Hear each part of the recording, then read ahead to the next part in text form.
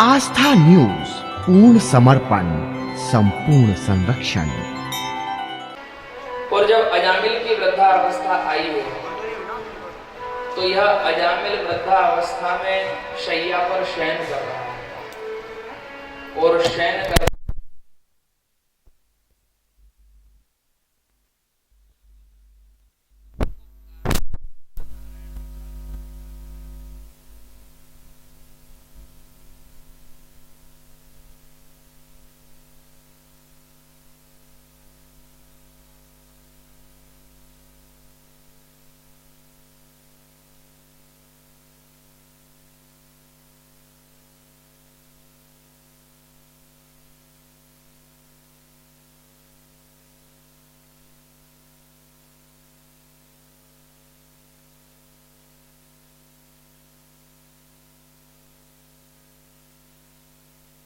का एक पर्वत है,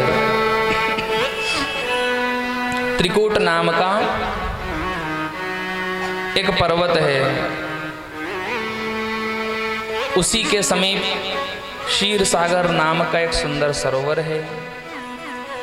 उसी सरोवर के किनारे एक विशाल गज रहा करता था। उसी सरोवर के किनारे एक विशाल गज रहा करता था। उस विशाल होने के कारण सभी लोग गजराज और गजेंद्र के नाम से जानते थे।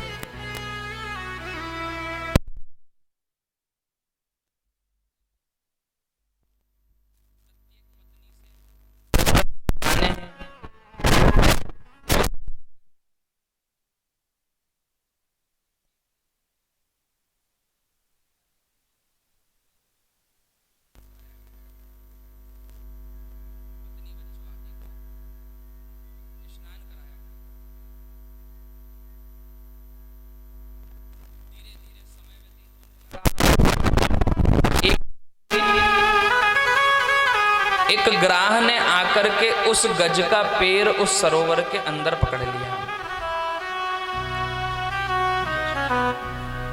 एक दिन एक ग्राह ने आकर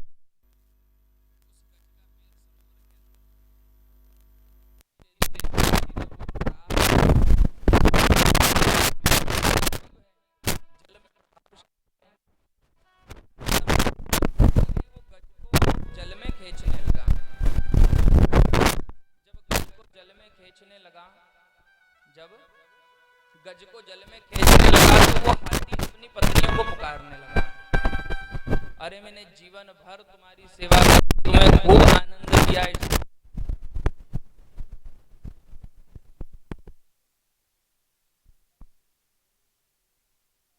बाहर निकालने का प्रयास किया, पर जब विफलता प्राप्त हुई तो गज ने सोचा इतने सारे बच्चे हैं,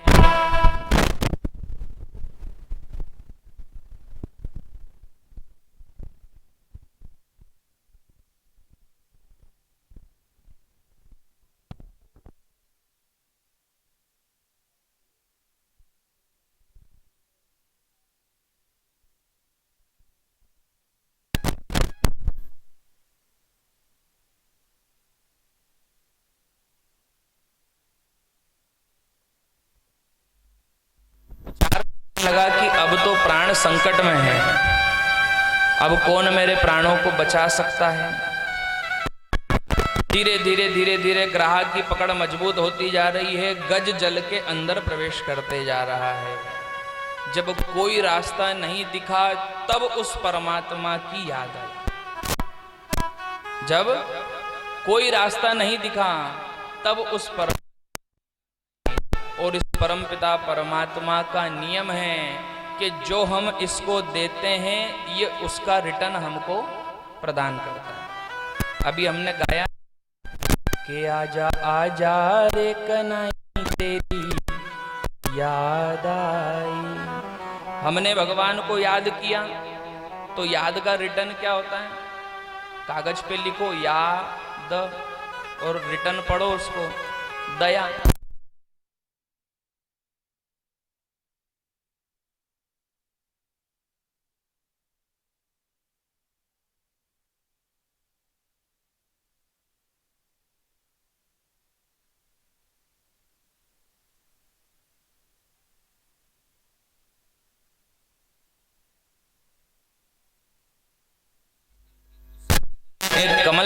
को तोड़ा और आकाश मंडल की ओर उछाल कर कि हे हरि मेरी रक्षा को।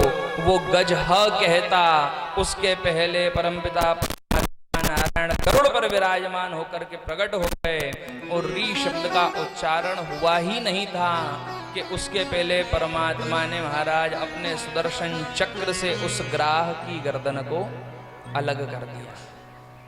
देखते ही देखते क्षण भर में परमपिता परमात्मा श्री हरि नारायण ने उस ग्राह पर कृपा करी। ध्यान रखना, ये कथा गजग्राह की नहीं है, ये कथा हम सबके जीवन की है। ये कथा हमें शिक्षा देती है, जिस प्रकार उस ग्राह ने सारा जीवन केवल अपने परिवार को सुख प्रदान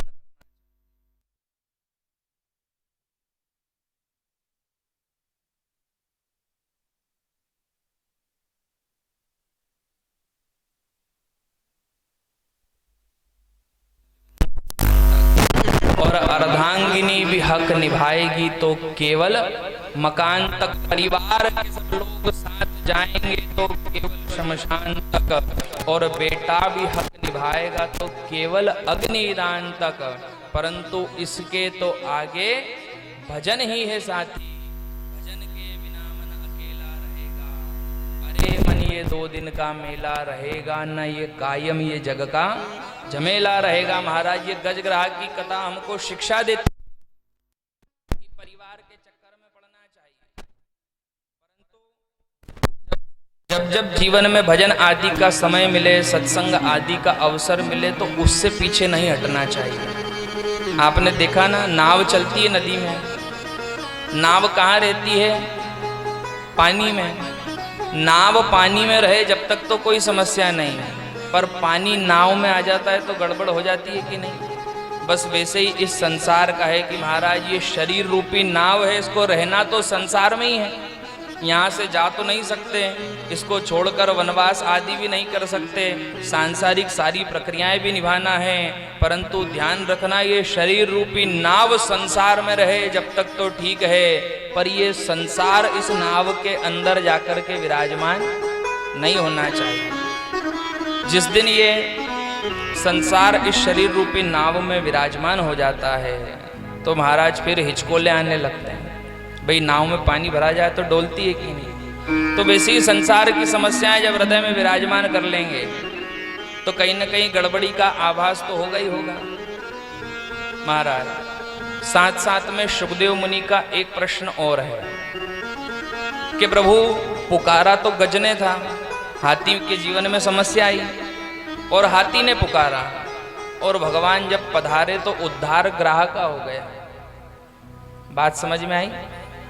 हाथी ने पुकारा, हाथी के जीवन में समस्या आई, हे प्रभु मेरी रक्षा करो, और जब भगवान पधारे तो उद्धार ग्राह का हो गया, क्योंकि भगवान ने अपने स्वयं के सुदर्शन चक्र से उस ग्राह की गर्दन जब धड़ से अलग करी तो भगवान के हाथों से प्राण छूटने के कारण उस ग्राह को परमपिता परमात्मा नारायण के धाम की प्राप्ति हुई। प्रार्थना गज ने करी और ग्राह का उद्धार हो गया। तो सुखदेव मुनि बड़ा सरल और सटीक उत्तर देते हैं महाराज कि जीव यदि सत्संग कर पावे या न कर पावे, परंतु सत्संग करने वाले का साथ भी कर लेता है या सत्संग करने वाले के पैर भी पकड़ लेता है तो वो परमपिता परमात्मा उसका उद्धार कर दिया करते हैं। ग्राह ने नहीं पुकारा था। हाथी और मगर की कथा वैसे तो नर्सरी की कक्षा में बच्चों को पढ़ाई जाती है, पर इतनी सरल कथा को इस श्रीमद् भागवत महापुराण में क्यों प्रस्तुत किया गया? इसलिए किया गया क्योंकि ये कथा हमको शिक्षा देती है कि सत्संग करने का अवसर मिले चाहे न मिले, पर सत्संग करने वाले का साथ भी कर लिया, सत्संग करने वाले के पैर भी पकड़ लिए तो वो परमपिता परमात्मा नारायण इस जीवन का उद्धार करने के लिए तत्पर हो सकते हैं महाराज। साथ साथ में हमने आगे की कथा में ध्रुव जी महाराज के चरित्र को भी श्रवण किया। केवल 5 वर्षीय बालक ने परमपिता परमात्मा श्री हरि नारायण के चरणों को प्राप्त किया। जब ध्रुव जी घर लौटे तो उत्तानपाद जी बड़े प्रसन्न हुए, जो ध्रुव जी के पिताजी थे, और प्रसन्न होकर के ध्रुव जी महाराज को अपना राजपाट सौंप दिया और स्वयं वन में जाकर के भजन करने लगे। अब भगत जब कोई राज करे तो भगत जैसा ही राज होता है। ध्रुव जी महाराज ने ऐलान करवा दिया कि सबको खूब कमाना है, खूब धर्म के कार्य करना है, बच जाए तो आपस में बांट करके खूब आनंद लो, और अगर किसी को लगे कि हमारे पास ज़्यादा हो गया है तो समय आने पर कर चुकाना है।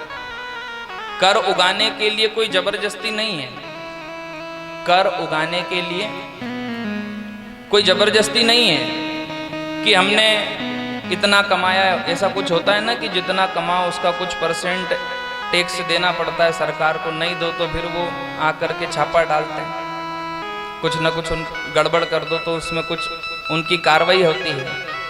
तो ऐसे ध्रुव जी महाराज के समय से भी कर मुक्त राज्य हो गया। ध्रुव जी महाराज राज्य करने लगे, कर मुक्त कर दिया गया। जिसकी इच्छा हो दो, नहीं इच्छा हो मत दो। आवश्यकता है तो उल्टा राज्य से ले जाओ, आवश्यकता नहीं है और धन है तो आपस में एक दूसरे की सहायता करो और खूब आनंद से रहो।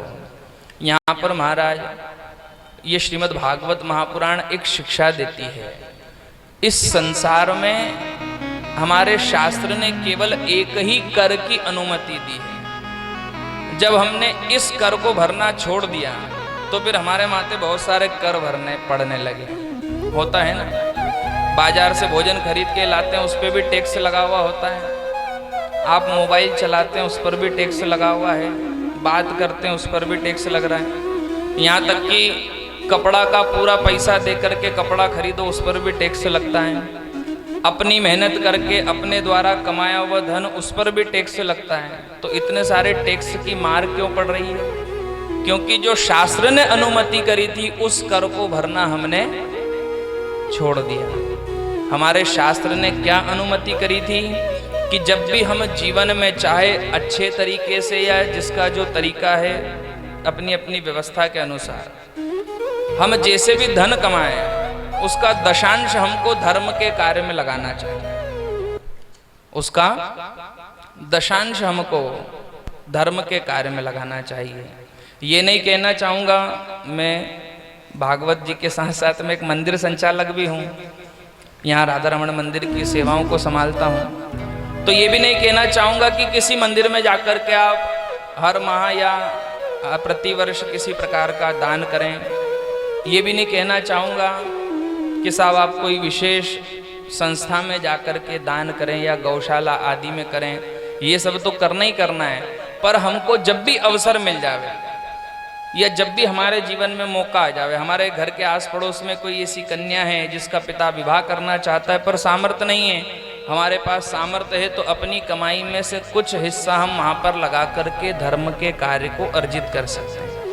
हमारे घर के आस पड़ोस में कोई ऐसी घटना घट गई जहाँ पर जिससे निपटने की सामर्थ्य उस जीव की नहीं है तो उसकी सहायता करके भी हम उस दशांश को दान कर सकते हैं। कहने का मतलब जब हम शास्त्र द्वारा नियमित कर का भुगतान कर दिया करते हैं तो बहुत सारे कर का भार हमारे जीवन पर पड़ना बंद हो जाता है, और जब हम शास्त्र द्वारा नियमित कर का भुगतान करते रहते हैं तो सत्संग जैसे दिव्य अनुष्ठानों का लाभ हमको अपने जीवन में प्राप्त होता रहता है। आगे चलकर प्रहलाद जी महाराज की कथा को श्रवण करा।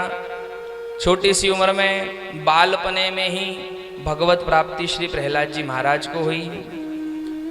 सुखदेव मुनि पूछते हैं, बोले प्रभु ये छोटे छोटे बच्चों ने भगवत प्राप्ति कर ली, इसका कारण क्या है? कोई बहुत बड़ा मनुष्य जिसके पास बहुत सारा ज्ञान हो, बहुत सारी व्यवस्थाएं हो, बहुत सारी सुख समृद्धि ऐश्वर्य हो, वो कोई जतन करके भगवत प्राप्ति करे, ये बात तो समझ में आती है। पर ये छोटे छोटे बच्चों ने भगवान को प्राप्त कर लिया। छोटे से प्रहलाद ने पुकारा, बोले खंभ में मेरे प्रभु हैं, तो भगवान ने खंभ फाड़ करके नरसिंह रूप धारण कर लिया। ध्रुव ने आशा करी कि मेरे पिता मुझे गोद में नहीं बिठाते तो मुझे परमात्मा गोद में बिठाएंगे। भगवान ने आकर गोद में बिठा लिया। इसका कारण क्या है? तब शुकदेव मुनि राजा परीक्षित को बताते हैं कि राजन, मनुष्य का जीवन एक पुष्प की तरह होता है और ये पुष्प की विशेषता है कि ये भगवान को जब भी चढ़ा तो ताजा ताजा ही चढ़ा, वृक्ष से उतार करके लाए और इसको भगवान को चढ़ा दिया। कभी हमने ऐसा करा कि आज वृक्ष से उतार कर लाए, 2 दिन के अंतराल में इसको हमने कोई सुख सुविधा में रखा, फ्रीज में रखा, इसको कपड़े में लपेट कर रखा। जब इसकी अवस्था खराब हो गई, इसमें से बदबू आने लगी, गीला हो गया, किसी काम का नहीं बचा, बोले अब इसको भगवान को चढ़ाएंगे। कभी ऐसा किया हमने? भगवान को पुष्प कैसा चढ़ाया जाता है? ताजा। तो जब ये ताजा पुष्प उस परमात्मा को चढ़ाया जाता है तो परमात्मा प्रसन्न हो जाते हैं। वैसे ही ये मानव शरीर रूपी पुष्प जब तक युवा अवस्था में और स्वस्थ अवस्था में रहेगा, जब तक ही उस परमात्मा के चरणों में सौंप दिया तो आनंद है, अन्यथा वृद्धा अवस्था आने पर तो वो परमात्मा भी इस जीव को स्वीकार करने में सकुचाता है। या ऐसा समझ लीजिए, जितना समय हम लगाएंगे उतना समय परमात्मा भी लगाएगा। अब हमारी 70 साल की आयु है, 60 वर्ष की आयु है, 60 वर्ष तक हमने याद नहीं किया, अब जाकर के याद कर रहे हैं तो भगवान भी विचार करते हैं कि तूने इतना समय लगाया तो मैं भी तो थोड़ा लगाऊं। जितनी जल्दी स्मरण हमारे हृदय में बना रहेगा उतनी जल्दी ही वो परमपिता परमात्मा इस जीव पर अनुग्रह करने के लिए तैयार होते हैं। और साथ साथ में ऐसे एक नहीं, ऐसे हजारों उदाहरण हैं महाराज। आप सबने आगे चलकर इसके पहले भी कई बार मीराबाई की कथा को सुना होगा। मीराबाई ने अपने जीवन में क्या किया? बोले कुछ नहीं किया, केवल उस परमपिता परमात्मा श्री हरि नारायण के चरणों का स्मरण किया। और आज से नहीं, बालपने से किया। कब से किया? ये भैयू बैठ जाना, इकट्ठा बाद में कर लेंगे अपन। ए लाला बैठ जा, आ जाते हुए अपन कर लेंगे बाद में इकट्ठा से।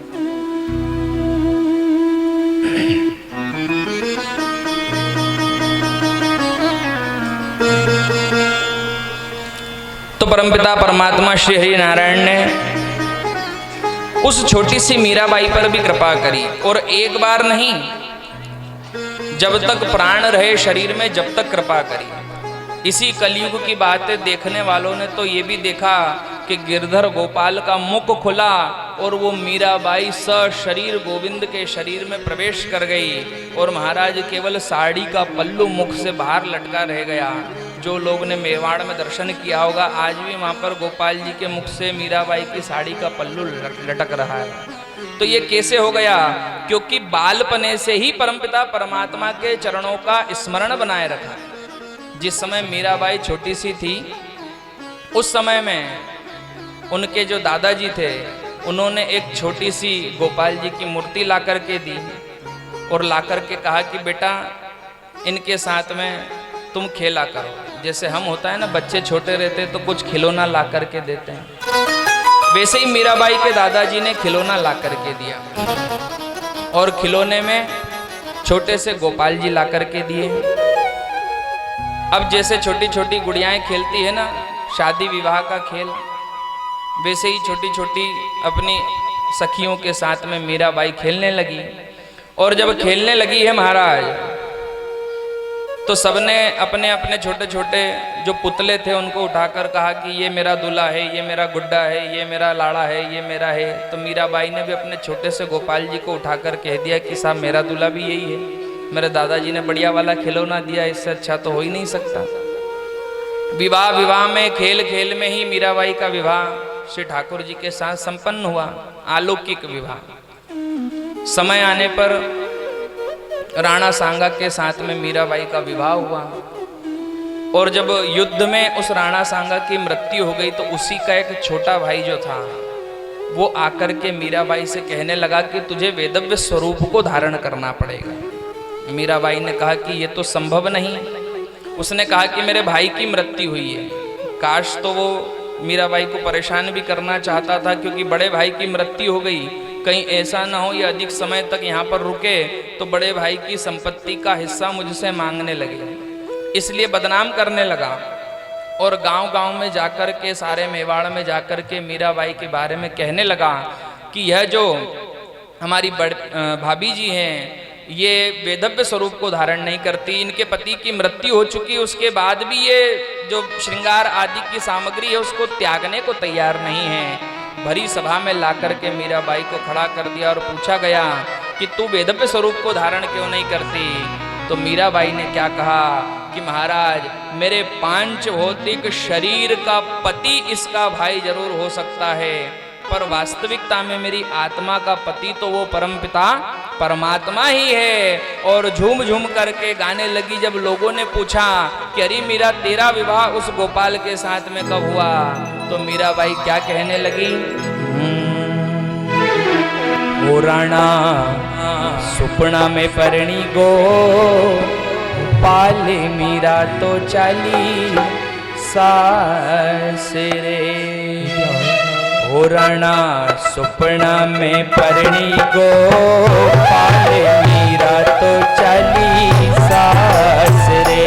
राणा सुपना में परणी गो पाले मीरा तो चाली सास रे।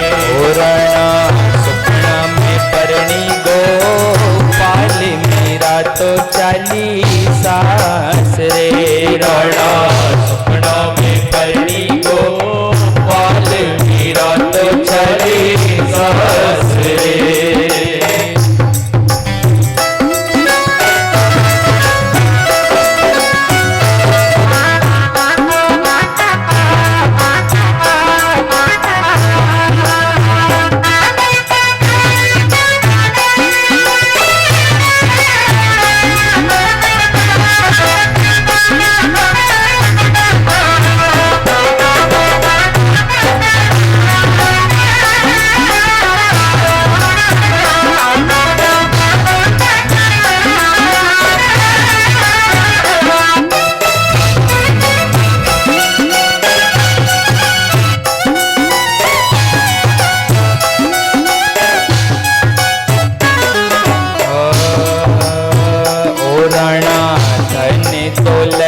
रंग महल जी।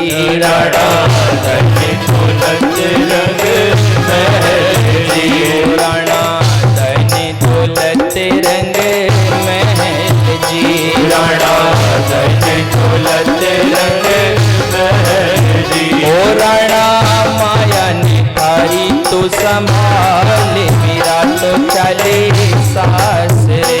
राणा माया निखारी तू संभाल मीरा तो चली सास रे। ओ राणा सुपना में परणी गो पाले मीरा तो चली सास रे। राणा सपना में परणी गो पाले मीरा तो चली सास रे।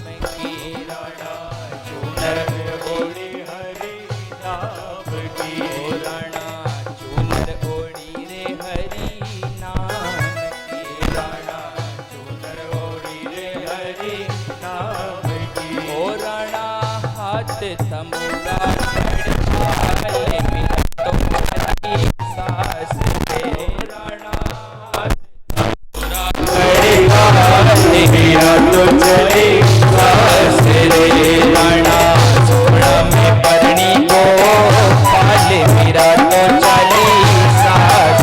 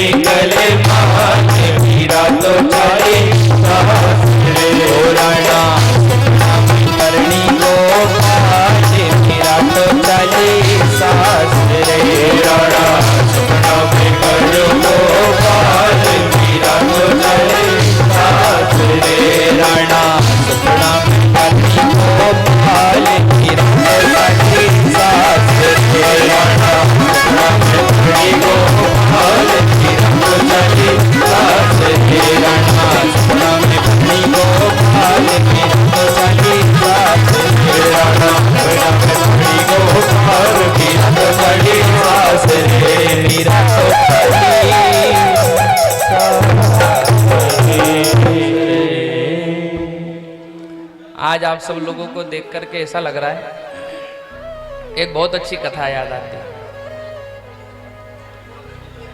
हाँ, अब जितनी जगह है उतने ही लोग आ पाएंगे।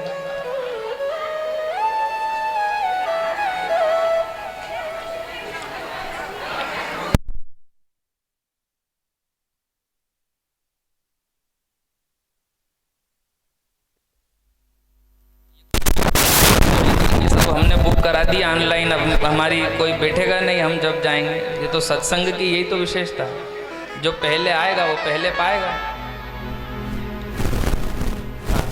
गुरु जी बैठ जाइए सब अपने हिसाब से। अब जो लेट आएगा वो पीछे बैठेगा।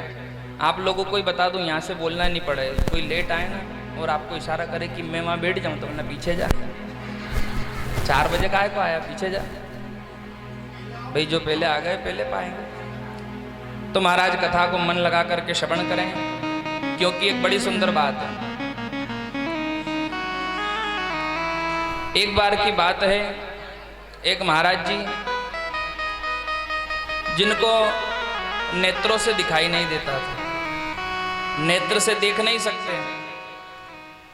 और एक मंदिर में दर्शन करने गए। अब उस मंदिर में जब दर्शन करने गए तो समस्या ये कि अंदर जाने और बाहर निकलने का दरवाजा एक ही। अब महाराज जी ने कहा किसी भगत से कि एक काम कर भैया, मुझे मंदिर के अंदर कर दे, मैं दर्शन कर लूंगा। मंदिर के अंदर कर दिया। महाराज जी ने पूरे मंदिर का दर्शन किया। कुछ समय भी बीत गया। अब आई बाहर निकलने की बारी। अब आई बात समझना, इसके बाद में कथा समझ में आएगी। अब आई बाहर निकलने की बारी। बाहर कैसे जाया जाए? महाराज जी रास्ता देख रहे थे, कोई बाहर तक छोड़ दे। एक भगत गया, उसने कहा मंदिर बहुत बड़ा है, नहीं कर सकते, इतनी बताऊं कि आपका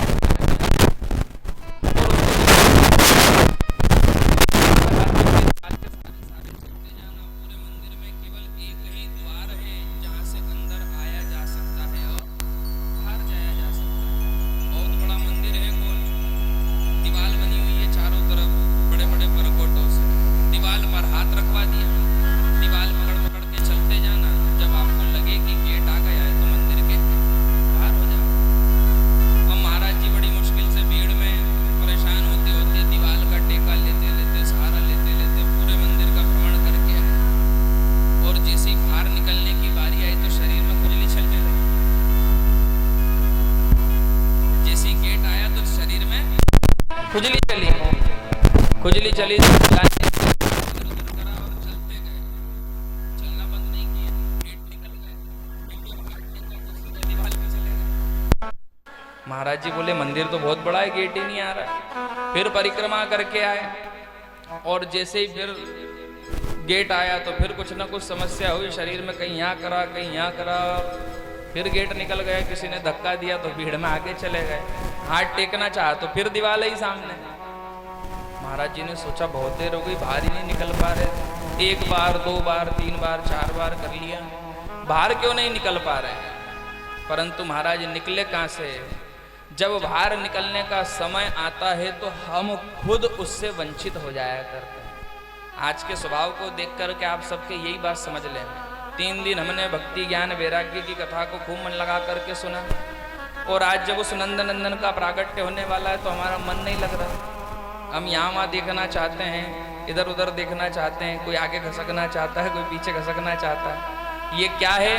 जब उस परमात्मा को हृदय में स्थापित करने की बारी आई तो हमारे भी शरीर में वो महाराज जैसी खुजली चलने लगी। यूं तो घूम फिर के हमने सब देख लिया, और जो ही बाहर निकलने की बारी आई कि हाँ भैया अब आज भगवान का प्राकट्य उत्सव होगा, नंद नंदन हृदय में आकर के विराजमान होंगे, तो तू आगे खसक मैं पीछे खसकूं। महाराज बड़े भाव से बैठ करके भगवान की इस कथा को श्रवण करें। ध्रुव जी महाराज की कथा के माध्यम से परमपिता परमात्मा श्री हरि नारायण ने हम सबको ये बताया कि यदि कोई जीव बालपने से ही श्रेष्ठ कार्य में लग जाया करता है तो अवश्य ही वो परमपिता परमात्मा उस जीव पर अनुग्रह करते हैं। आगे के प्रसंग में एक बार की बात है, महाराज इंद्र युद्ध के लिए जाते हैं और जब युद्ध जीत करके लौटते हैं तो दुर्वासा ऋषि के माध्यम से महाराज इंद्र का स्वागत किया जाता है। दुर्वासा ऋषि ने इंद्र का स्वागत करा। अब होता है ना, किसी किसी को ऐसा लगने लगता है कि अरे साहब बहुत बड़ा काम करके आए हैं, स्वागत हुआ है, तो मद में मस्त होकर के गले से दुर्वासा ऋषि ने जो आशीर्वाद में माला दी थी उसको निकाला और इंद्र ने अपने ऐरावत के सिर पर रख दिया। ऐरावत मतलब इंद्र का वाहन हाथी, उस ऐरावत के सिर पर रख दिया। अब हाथी का तो स्वभाव होता है जो भी वस्तु सिर पर आएगी सूंड से नीचे रख देता है, और अगर नीचे से कोई वस्तु दी तो सूंड उठा करके ऊपर पहुंचा देता है। हाथी ने सोचा कि महाराज इंद्र ने कोई ऐसी वस्तु रखी है जिसका कोई काम नहीं है, सूंड से उठाया और नीचे फेंक दिया। महाराज जो ही नीचे फेंका है कि चलते समय उस हाथी के पैरों से उस दुर्वासा ऋषि के दिए हुए आशीर्वाद का अपमान हो गया। क्या हुआ? संत के द्वारा दिए हुए आशीर्वाद का अपमान हुआ। जब संत के द्वारा दिए हुए आशीर्वाद का अपमान हुआ तो दुर्वासा ऋषि के माध्यम से सारे देवताओं को यह श्राप लगा कि सारे देवता श्रीहीन हो जाएंगे। ध्यान रखना, ये कथा भी हमको शिक्षा देती है कि यदि अपने मद में मस्त होकर के हम संत ब्राह्मणों का, ऋषि मुनियों का, तपस्वियों का, योगियों का यदि सम्मान नहीं कर सकते तो वही अपमान और हमारा अहंकार हमारे विनाश का कारण बनता है, जो देवताओं को भी भोगना पड़ा। हम तो साधारण मनुष्य हैं, देवताओं ने अपमान किया और देवताओं को भी भोगना पड़ा। सभी को श्रीहीन होने का श्राप मिला। सारे देवताओं की जो धन संपत्ति थी वो महाराज समुद्र में जाकर के विलीन हो गई। जब समुद्र में जाकर के सारे देवताओं की संपत्ति विलीन हो गई तो सारे देवता पृथ्वी पर विचरण करने लगे। कहाँ विचरण करने लगे? पृथ्वी पर। और जब पृथ्वी पर विचरण करने लगे हैं महाराज, तो सारे देवताओं ने जाकर के भगवान नारायण से पूछा, बोले प्रभु हमारे कष्ट के निवारण के लिए कोई उपाय बताइए। भगवान ने कहा, बोले काम करो, जाकर के उन दैत्यों से मित्रता करना। क्या करो? जाकर के उन दैत्यों से मित्रता करना। इंद्र ने कहा, बोले प्रभु मित्रता कैसे हो सकती है? वे दैत्य हैं, हम देवता हैं, आपस में बनती नहीं। पहले युद्ध हो चुका है, संपत्ति सारी समुद्र में जा चुकी है, हम लक्ष्मीहीन हो चुके हैं, मित्रता का तो प्रश्न ही नहीं उठता। तो एक बड़ा सुंदर उदाहरण बताया कि जब सर्प और चूहे को बहेलिया एक ही टोकरी में बंद कर देता है। ध्यान रखना, ये जीवन का सूत्र है, आपके भी कहीं ना कहीं काम आ सकता है। जब सर्प और बहेलिए को, जब सर्प और चूहे को कोई बहेलिया एक ही टोकरी में बंद कर देता है तो वो सर्प उस चूहे को मारता नहीं, जबकि सर्प तो जो है वो चूहे का शत्रु है, देखते ही मारकर उस पर प्रहार करता है और उसको भक्षण कर जाता है। पर जब किसी टोकरी में कोई बहेलिया किसी सर्प और चूहे को साथ में बंद करता है तो महाराज वो सर्प उस चूहे को मारता नहीं है। क्यों? क्योंकि वो जानता है कि मैं चाहे कितना भी प्रभावशाली हूं पर इस टोकरी से बाहर निकलने की सामर्थ्य केवल ये चूहा ही जानता है। क्योंकि सर्प काट थोड़ी सकता है टोकरी को, चूहा तो काट सकता है। उस समय वो सर्प क्या करता है? वो सर्प उस चूहे से मित्रता करता है और मित्रता करके उस चूहे से यह आग्रह करता है कि तू इस टोकरी से बाहर निकलने की व्यवस्था कर, बदले में मैं तेरे प्राणों को छोड़ दूंगा, मैं तेरे प्राण छोड़ दूंगा, दोनों इस टोकरी से आजाद हो जाएंगे। चूहा भी बात में आ जाता है, टोकरी काटता है और जैसे ही टोकरी से बाहर निकलते हैं तो सर्प सबसे पहले उसी मूषक पर, उसी चूहे पर आक्रमण करता है। सारे देवता कहने लगे, बोले प्रभु आप कहना क्या चाहते हो? बोले जाकर के मित्रता करो और मित्रता करके समुद्र का मंथन करना। समुद्र की तल में अमृत विराजमान है, वो अमृत निकलेगा। साथ साथ में तुम्हें तुम्हारी खोई हुई लक्ष्मी भी प्राप्त हो जाएगी और अमृत पी करके तुम अमरता को प्राप्त हो जाओगे। फिर युद्ध लड़ने में तुम्हें कोई भी परास्त नहीं कर पाएगा। महाराज इंद्र हाथ जोड़ करके देवताओं के राजा बलि के पास गए और देवताओं के राजा बलि के पास जाकर के हाथ जोड़ करके प्रार्थना करने लगे। बोले प्रभु हम आपसे मित्रता करना चाहते हैं। राजा बलि ने कहा कि अभी तक तो कल तक तो लड़ाई चल रही थी और आज मित्रता। ऐसा भी होता है ना, जिससे बहुत दिन से बोलचाल नहीं थी वो एकदम से कर दे जय श्री कृष्णा सा, तो भी समस्या हो जाती कि कभी तो आवे नहीं ना आज। राजा बलि के मन में भी यही हुआ कि कभी तो आते नहीं है, पर आज क्या हो गया? कभी तो आते नहीं, हमेशा तो शत्रुता है, आज मित्रता की बात कैसे? तब जाकर के महाराज इंद्र ने बताया कि प्रभु हम आपसे मित्रता इसलिए करना चाहते हैं कि यदि हम आपसे मित्रता करेंगे तो समुद्र मंथन होगा और समुद्र मंथन के माध्यम से अमृत निकलेगा। उस अमृत में से कुछ भाग देवताओं को प्राप्त होगा, कुछ दैत्यों को प्राप्त होगा और उस अमृत को पी करके हम सब अमर हो जाएंगे, हमें कोई मार नहीं पाएगा। राजा बलि के भी बात समझ में आई कि अमृत निकलेगा तो लाभ तो सबका ही होगा। महाराज समुद्र मंथन के लिए राजा बलि तैयार हुआ। समुद्र मंथन करा जाए, कैसे करना होगा समुद्र मंथन? समुद्र मंथन कैसे किया जाए? तो महाराज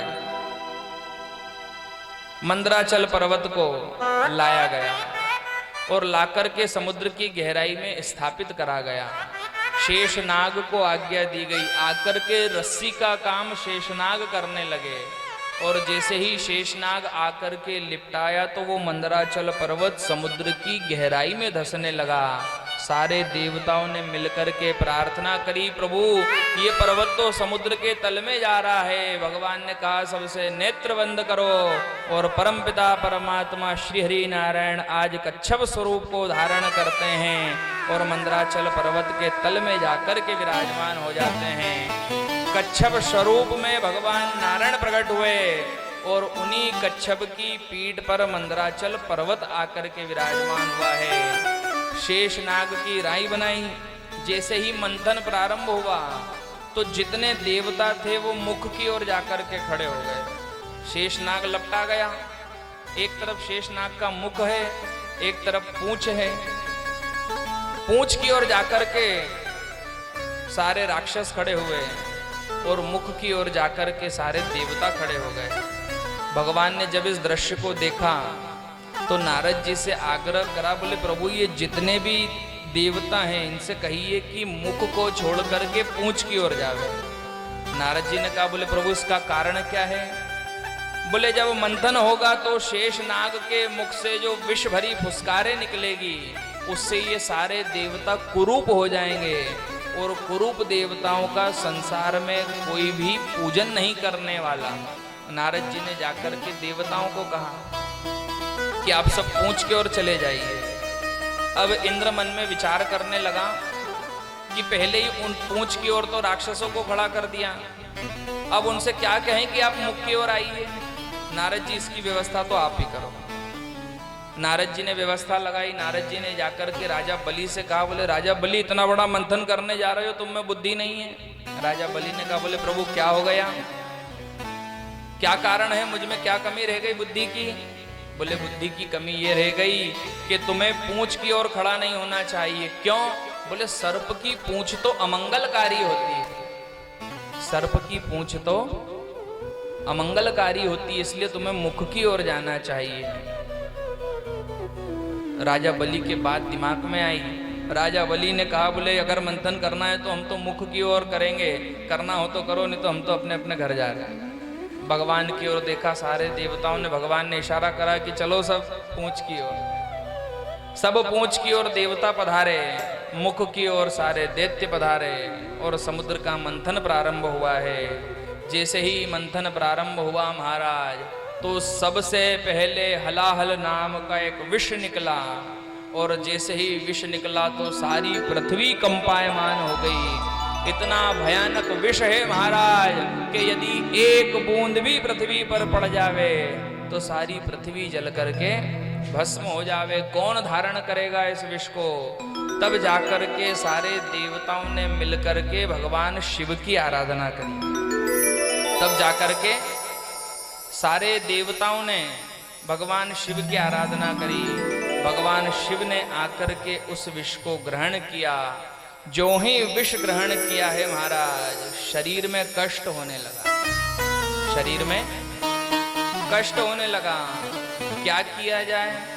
तो तब भगवान विष्णु की आज्ञा से भगवान शिव विजयावन में गए। कहाँ गए? विजयावन। और जिस विजया को लोग नशा समझ करके ग्रहण करते हैं, उसी विजया को पीस करके उसका अपने शरीर पर लेपन करा। उस विजया को औषधि के रूप में भी उपयोग किया जाता है। भगवान शिव ने भांग को पिया नहीं, विजया को क्या करा? शरीर पर लेपन करा। क्योंकि जब विष पिया और याद आया कि हृदय में तो राम स्थित है, तो कंठ में उस विष को रोक लिया। और जो ही कंठ में विष को रोका है तो शरीर में भयानक कष्ट होने लगा। उस कष्ट की निवृत्ति के लिए परमपिता परमात्मा श्री हरि नारायण के कहने पर बाबा भोलेनाथ विजया वन में गए और वहां जाकर के अपने शरीर पर विजया का लेपन करा। और हमारा स्वभाव क्या है? सावन सोमवार हो चाहे मंगलवार हो, जब भी हो तो हे भोलेनाथ पी लो भोला पी लो। हम तो पिलाने भी तुले रहते हैं। और तो और बेचारी माता पार्वती को अलग बदनाम कर दिया। बोले पार्वती जी कहती भोला भांग तुम्हारी, अरे मैं तो घोटत घोटत हारी। कभी किसी ने बोला पार्वती जी ने आके किसी से कि बोल देना ऐसा भगवान से जाकर?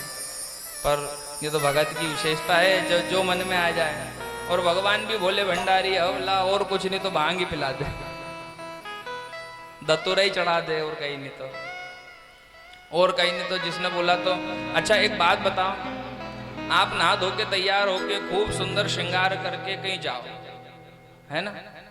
आप नहा धो करके खूब अच्छे से श्रृंगार करो और श्रृंगार करके आप कहीं बाहर जाओ, किसी शादी में, किसी विवाह में। अब जैसे होता है ना कि वो कहीं जाते हैं तो तिलक लगाया जाता है, स्वस्ति तिलक लगाया जाता है। तो आपने तिलक लगा दिया, आपने अपनी तरफ से घर से लगा कर निकले, और जब कहीं स्नान ध्यान करके खूब सुंदर श्रृंगार करके जब बाहर निकले हैं और आप किसी विवाह में जाए और वहाँ कोई आपको तिलक लगाने के लिए आए, आप बड़े प्रेम से कहो कि हाँ सब लगाइए, और वो एक यहाँ एक यहाँ एक यहाँ एक यहाँ एक यहाँ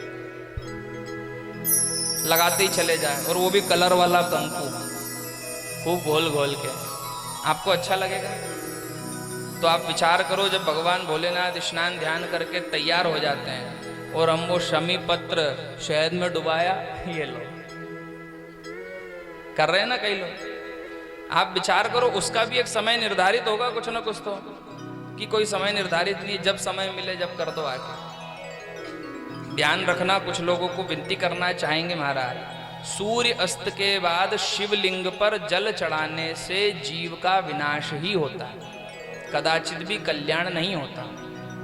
कोई विशेष अनुष्ठान के अंतर्गत सायंकाल के समय में यदि हम अभिषेक वेद मंत्रों के माध्यम से कराते हैं तो ठीक है, अन्यथा सायंकाल के समय संसार के किसी भी शिव मंदिर में जहाँ पर वेद मंत्रों के माध्यम से पूजा होती, सायंकाल के समय में भगवान भोलेनाथ भी श्रृंगार करके ही दर्शन देते हैं। अब जिस मंदिर की जैसी व्यवस्था, जहाँ पर बड़े बड़े मंदिर हैं, खूब सारी व्यवस्थाएं, वहाँ पर भव्य श्रृंगार, जहाँ पर व्यवस्थाएं कम है वहाँ पर छोटा सा श्रृंगार, चंदन लगा करके कुछ पुष्प आदि, रुद्राक्ष की माला, पर श्रृंगार तो श्रृंगार ही है। अब भगवान तो श्रृंगार करके बैठे हैं, किसी ने हलवा कटोरी में से निकाल के ही पिंडी पे लगा दिया, एक डब्बी में शहद है, एक डब्बी में वो पत्ते हैं, निकाल करके। पंडित जी का कुछ नहीं बिगड़ेगा, एक बाल्टी पानी और लगना। पर आप विशेष करके इस बात पर विचार करिए कि हम इस कार्य को सही कर रहे हैं या गलत कर रहे हैं। ये नहीं कहते कि प्रक्रिया गलत है, उस प्रक्रिया को करना गलत है, पर एक समय विशेष भी तो निर्धारित होगा। मैंने तो इतना पढ़ा भी नहीं है कि क्या क्या चढ़ाना चाहिए और क्या क्या नहीं चढ़ाना चाहिए। जो इच्छा करे वो चढ़ा दो, पर उसका एक समय विशेष भी तो होगा। उस विशेष समय पर भगवान की आराधना करने से ही श्रेष्ठ फल जीव को प्राप्त होता है। अगर इसी कथा को रात को 12 से 3 में रख दिया जावे तो आज के समय में हो सकता है, कोई बहुत बड़ी बात नहीं कि साहब गर्मी का समय चल रहा है, किसी के पास समय नहीं, दिन भर काम धंधा करते हैं, रात को 11 बजे कथा समापन होगी, सुबह 3 बजे आरती होगी और सब अपने अपने घर जाके सो जाएं, सुबह आराम से उठें और फिर अपने अपने काम पे लग जाएं। पर क्या वो आनंद आएगा? नहीं आएगा। सूर्य अस्त के बाद भागवत जी भागवत जी श्रवण करने का भी नियम नहीं है, क्योंकि राजा परीक्षित कथा सुनता था, आप सबने सुना होगा ना, कब से लेकर सूर्योदय से 4 घड़ी पूर्व से लेकर सायंकाल में सूर्य अस्त होने तक कथा श्रवण करता था। वेद वेदांत के अनुष्ठानों के कुछ नियम हैं।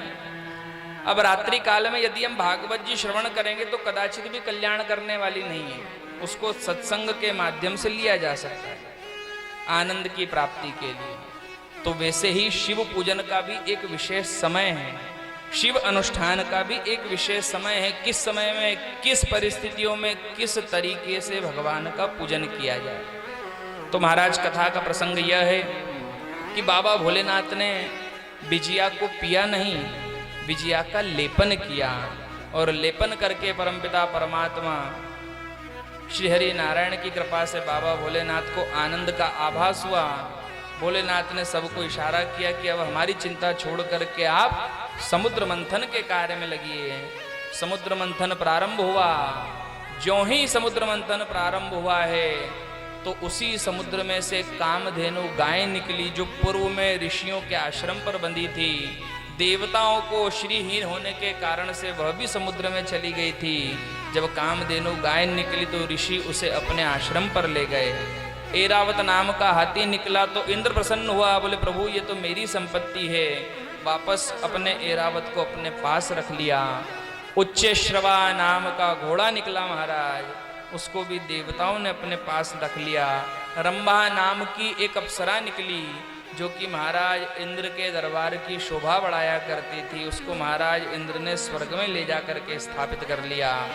कौस्तुभ नाम की मणि निकली जिसको परमपिता परमात्मा श्री हरि नारायण ने अपने पास रख लिया।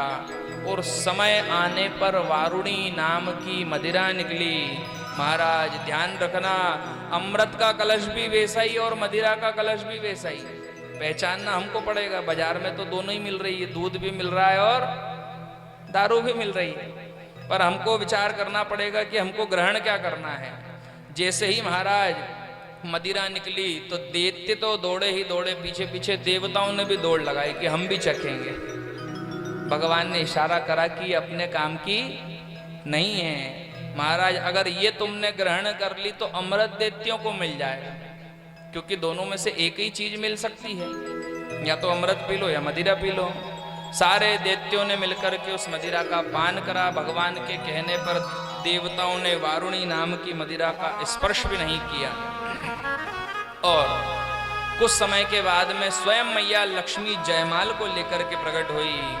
जो ही मैया लक्ष्मी जयमाल को लेकर के प्रकट हुई है महाराज, तो सारे देवता और दैत्य मैया लक्ष्मी के पीछे पीछे दौड़ने लगे कि ये स्त्री किसे माला पहनाएगी, ये स्त्री माला किसको पहनाएगी। परंतु महाराज मैया लक्ष्मी ने क्या देखा कि सब तो मेरे पीछे दौड़ रहे हैं, केवल एक नारायण ही अपने आसन पर विराजमान है जिसको कोई चिंता नहीं है। मैया लक्ष्मी ने देखा कि ये पुरुष ही मुझे तो ठीक लग रहा है, सब तो मेरे पीछे दौड़ ही रहे हैं, पर ये क्यों नहीं दौड़ रहा, चल करके कारण पता करना चाहिए। मैया लक्ष्मी गई और जब नारायण के स्वरूप को देखा तो जो हाथ में जयमाल थी वो गले में डाल दी। तब से भगवान नारायण लक्ष्मी नारायण बन गए। बोलिए लक्ष्मी नारायण भगवान की। महाराज परमपिता परमात्मा श्री हरि नारायण लक्ष्मी नारायण हो गए। ये कथा भी हमको शिक्षा देती है। सारा जीवन हम संपत्ति के पीछे दौड़ते हैं, धन चाहिए, ये चाहिए, मकान होना चाहिए, बंगला होना चाहिए, गाड़ी होना चाहिए, परंतु ये कथा हमें बता रही है कि जिस दिन उस नारायण के पीछे भागने लगेंगे वो लक्ष्मी अपने आप हमारे घर में निवास करने लगेगी। वो लक्ष्मी अपने आप हमारे घर में निवास करने लगेगी। हमें लक्ष्मी के पीछे नहीं भागना है, यदि हमें भागना है तो हमें तो नारायण के पीछे भागना है महाराज। हमें तो उस नारायण को मांगना है, लक्ष्मी को मांग करके क्या करें। नारायण मिल जाएंगे तो लक्ष्मी तो अपने आप कहीं से भी आ जाएगी। साथ साथ में एक बात और भी है, किसी कारण से लक्ष्मी की यदि कमी भी बनी रही तो भी मन में यह भाव नहीं रहेगा, क्योंकि नारायण की सन्निधि होने पर लक्ष्मी का अभाव जीव को आभास ही नहीं होता। अगर भगवान नारायण की सन्निधि जीव पर प्राप्त है तो लक्ष्मी का आभास जीव को, अभाव जीव को कदाचित भी आभास ही नहीं होता महाराज। जैसे तैसे समुद्र मंथन पुनः प्रारंभ हुआ और अब की बार सब देवताओं ने बड़ी जोर से उस समुद्र का मंथन किया महाराज। और जैसे ही समुद्र मंथन प्रारंभ हुआ है तो स्वयं परमपिता परमात्मा नारायण धन्वंतरी स्वरूप को धारण करते हैं और दिव्य अमृत के कलश को लेकर के प्रकट होते हैं। चारों तरफ से जय जयकार होने लगती है। देवता और दानव उस समुद्र मंथन को छोड़ करके धन्वंतरी भगवान के पीछे पीछे भागने पड़ते हैं। और जैसे ही धन्वंतरी भगवान के पीछे भागते हैं तो धन्वंतरी भगवान घबरा जाते हैं और भगवान नारायण मन ही मन विचार करते हैं कि अब इनके बस की नहीं है, अब तो कुछ दूसरा उपाय लगाना पड़ेगा। तो भगवान ने धन्वंतरी स्वरूप को त्यागा और मोहिनी स्वरूप को धारण किया महाराज। इतने सुंदर स्त्री बन गए कि जैसे मानो त्रैलोक्य का सौंदर्य, इस संपूर्ण ब्रह्मांड में, अखिल ब्रह्मांड में भगवान से सुंदर कोई है ही नहीं। और वो भगवान जब स्त्री का स्वरूप धारण करे महाराज, फिर तो क्या बात। केवल एक बार दानवों की ओर देख करके भगवान ने मुस्कुराया और सारे दानव कहने लगे, देवी तू कौन है? बोले मैं आपके झगड़े का समाधान करने आई। भगवान मोहिनी ने क्या कहा? मैं तुम्हारे झगड़े का समाधान करने आई। दैत्यों ने कहा, बोले देवी तू बीच में मत पड़, तू तो हमारे साथ आ जा, इनसे अमृत छुड़ा लेते, अपन सब मिल करके पिएंगे। मोहिनी भगवान ने कहा, बोले नहीं नहीं तुम चिंता मत करो, मैं अपने हाथ से सबको अमृत पिलाऊंगा। महाराज कुछ देवताओं ने विरोध किया, कुछ देवताओं ने विरोध किया कि हमने समुद्र का मंथन किया, हमने मेहनत करी और अमृत पिलाने तू आ गई, ये तो कोई बात सही नहीं है, हम हमारे हिसाब से पी लेंगे।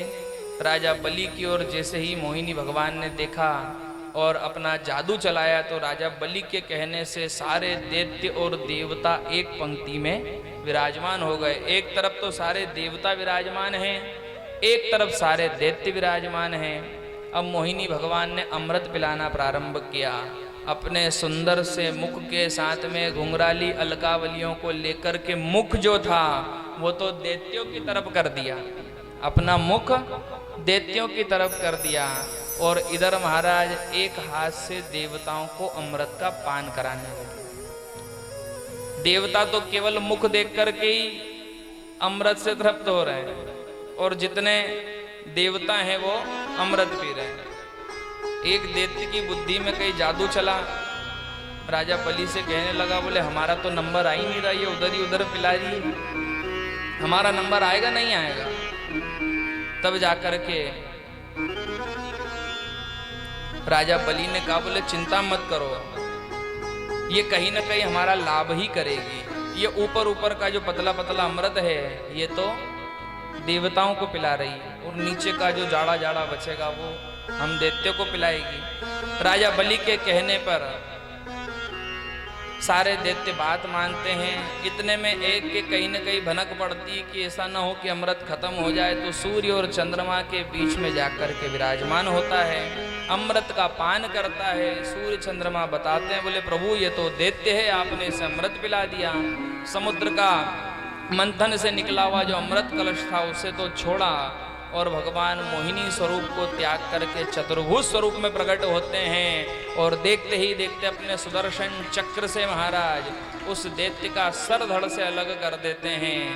जो ही सर धड़ से अलग हुआ है महाराज, अमृत अंदर शरीर में प्रवेश कर जाने से वह जीव जो है महाराज राहु और केतु के रूप में विद्यमान हो गए। आज भी जिसकी हम छाया ग्रह के रूप में पूजा करते हैं, अमृत प्रवेश कर गया इसलिए मरा नहीं, पर सुदर्शन चक्र से काटा गया इसलिए बचा भी नहीं। भगवान का सुदर्शन चक्र चला इसलिए बच भी नहीं पाया, तो सिर अलग और धड़ अलग। राहु और केतु के रूप में नवग्रह आदि की गिनती में स्थापित हुआ। भगवान चतुर्भुज स्वरूप को धारण करके देवताओं को शक्ति संपन्न करते हैं, और जब सारे देवता शक्ति संपन्न हो जाते हैं महाराज तो आक्रमण होता है, राजा बलि का वध कर दिया जाता है। और राजा बलि का जब वध हो गया, सारे देवता के माध्यम से सारे दैत्य जब परास्त हो गए, तो शुक्राचार्य जी महाराज को दुख हुआ। और शुक्राचार्य जी महाराज ने मन में विचार करा, ये विष्णु मेरे भक्तों के साथ में हमेशा ऐसे ही करता है, ये छलिया है, ये कहीं ना कहीं मेरे भक्तों को, मेरे शिष्यों को उलझा के रखता है, आपकी बार तो इसे नहीं छोड़ूंगा, क्या करना चाहिए। तो शुक्राचार्य जी ने महाराज विश्वजीत नाम का यज्ञ किया, और उसी विश्वजीत नाम के यज्ञ के माध्यम से सर्वजीत नाम का एक रथ प्रकट करा महाराज, और उसी सर्वजीत नाम के रथ में राजा बलि को विद्यमान करा, और राजा बलि को आदेश दिया कि राजा इस रथ में बैठकर तू जहां भी आक्रमण करेगा मैं तुझे वरदान देता हूं कि तू कभी परास्त नहीं होगा, तुझे जीत ही प्राप्त होगी, तुझे जीत ही प्राप्त होगी। इधर महाराज राजा बलि मन में विचार करने लगा कि ये तो बहुत अच्छी बात है। राजा बलि उस रथ में बैठ करके दैत्यों की सेना लेकर के स्वर्ग लोक पर आक्रमण करता है, और जो ही स्वर्गलोक पर आक्रमण करता है तो गुरु की कृपा से आज राजा बलि देखते ही देखते सर्वस्व पर विजयी प्राप्त कर लेता है। सारे स्वर्ग पर राजा बलि का अधिकार हो गया। अब स्वर्ग में कौन रहते थे? देवता। देवताओं के घर पे राजा बलि का अधिकार। देवता कहाँ रहे? तो देवता आकर के पृथ्वी पर भ्रमण करने लगे। देवता आकर के कहाँ पर भ्रमण करने लगे? पृथ्वी पर। ध्यान रखना, ये कथा भी हमें शिक्षा देती है कि जो संसार में कहीं से प्राप्त नहीं होता वो हमें अपने गुरु से प्राप्त हो सकता है। क्योंकि नियम है ना, गुरु गोविंद दो खड़े और काके लागू पाए, बलिहारी गुरु आपकी जो गोविंद दियो मिलाए। ध्यान रखना, गुरु की महिमा क्या बताई गई है। भगवान ब्रह्मा विष्णु महेश को तो हम सब पूछते हैं, पर गुरु महाराज के बारे में क्या कहा गया है? बोले गुरुर ब्रह्मा, गुरु ब्रह्मा के समान है। गुरुर विष्णु, यही गुरु जो है विष्णु के समान भी है। गुरुर ब्रह्मा गुरुर विष्णु गुरुर देवो महेश्वरा, यही गुरु भगवान शिव के समान है। और इन तीनों से भी जो बड़ा है, बोले गुरुर साक्षात परब्रह्म, गुरु साक्षात परब्रह्म के समान है। तस्मै श्री गुरुवे नमः। ऐसे गुरु को हम सब प्रणाम करते हैं। परंतु महाराज जैसे जैसे समय का बदलाव आने लगा वैसे वैसे गुरु की तो परिभाषा ही बदलने लग गई। वास्तविकता में गुरु किसे कहा जाता है? गुरुर ब्रह्मा, ब्रह्मा जी का काम क्या है? सृष्टि का विकास करना। तो एक सच्चे गुरु का काम होता है कि अपने शिष्य के हृदय में उस परमात्मा की भक्ति का विकास करे। ब्रह्मा का काम क्या है? सृष्टि का निर्माण करना। गुरु का काम होना चाहिए कि भक्त के हृदय में परमपिता परमात्मा श्री हरि नारायण की भक्ति का विकास करे, विस्तार जन्म दे। और कहते हैं बोले गुरुर विष्णु, बोले विष्णु क्या करते हैं? बोले सृष्टि का पालन। भक्ति का जन्म तो हृदय में हो गया, पर उस भक्ति को परिपालित करने के लिए गुरु का उपदेश अति आवश्यक है। तो जो गुरु अपने भक्त के हृदय में उस परमात्मा की भक्ति को प्रतिपादित करता है वही वास्तविकता में गुरु है। और अंत में क्या कहा गया है? बोले गुरुर्देवो महेश्वरा। गुरु क्या है? बोले भगवान शिव के समान है। भगवान शिव क्या करते हैं? सृष्टि का विनाश करते हैं।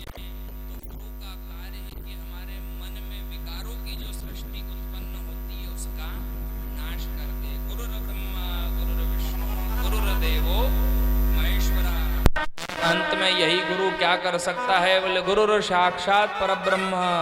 यही गुरु के माध्यम से जीव को गोविंद की प्राप्ति हो सकती है और गोविंद के माध्यम से जीव का उद्धार इस संसार से हो सकता है। बहुत पुरानी कथा आप सबने कई बार सुनी होगी महाराज। एक चेला जिसको कहीं किसी से कोई भगवान से प्रेम नहीं, एक बार ग्राम में कथा हुई, कथा के माध्यम से गुरु महाराज के चरणों में मन लग गया। गुरु महाराज के चरणों में मन लगा तो गुरु महाराज के साथ ही जाने का मन हो गया। बोले गुरुजी मैं अब गुरु ने भक्ति करना सिखाया है। बोले भैया भक्ति करना कैसे करना? बोले कुछ नहीं, जितना बन जावे जैसा भाव रहे वैसे परमात्मा को याद करना, पर याद जरूर।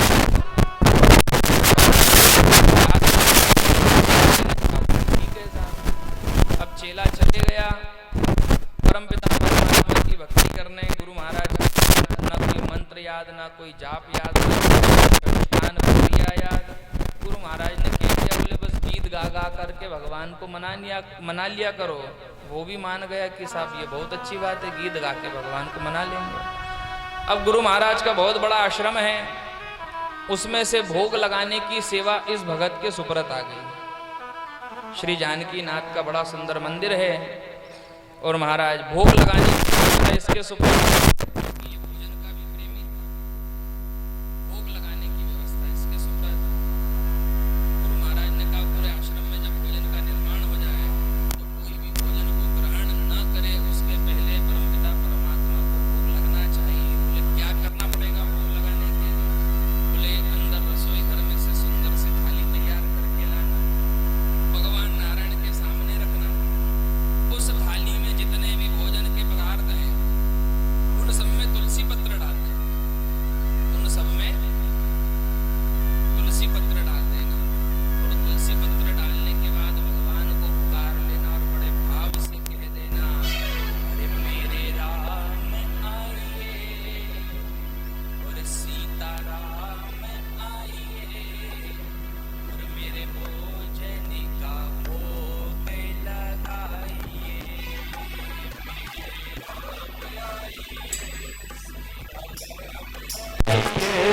मेरे भोजन का भोग लगाइए। मेरे राम आइए सीता राम आइए, मेरे भोजन का भोग लगाइए। मेरे राम आइए, सीता राम आइए, मेरे भोजन का भोग लगाइए।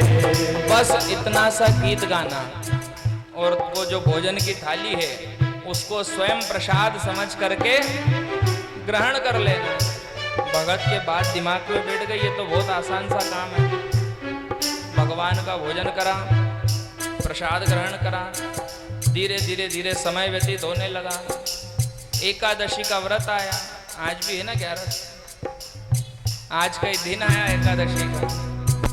और एकादशी के दिन भगत ने बोला बोले प्रभु मुझे भूख लगती है गुरु महाराज, भजन जब भी करेंगे जब व्यवस्थित भोजन नहीं हो तो भगवान का भजन करने में भी समस्या होती है। बोले देख बेटा आज एकादशी, और एकादशी के दिन हमारे आश्रम का नियम है कि यहाँ पर अन्न नहीं पकता, इसलिए क्या करें? बोले काम कर थोड़ा भोजन ले जा और किसी नदी के किनारे बना ग्रहण कर लेना। भगत के बात समझ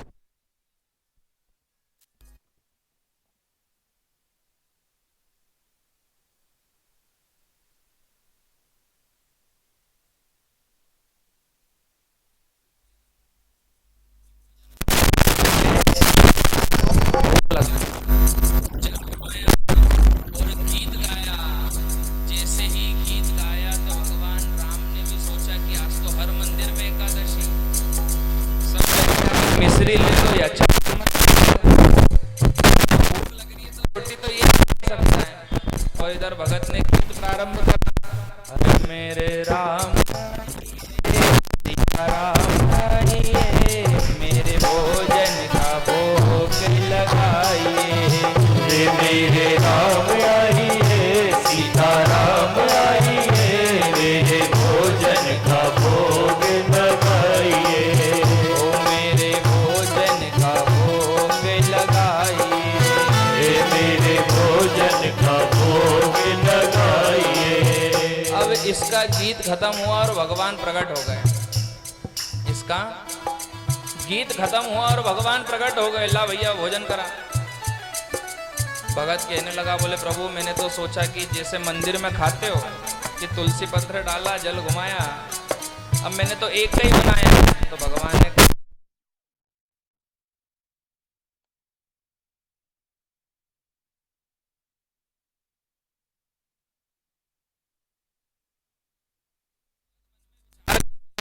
आज तो बिना किसी कारण से एकादशी हो गई।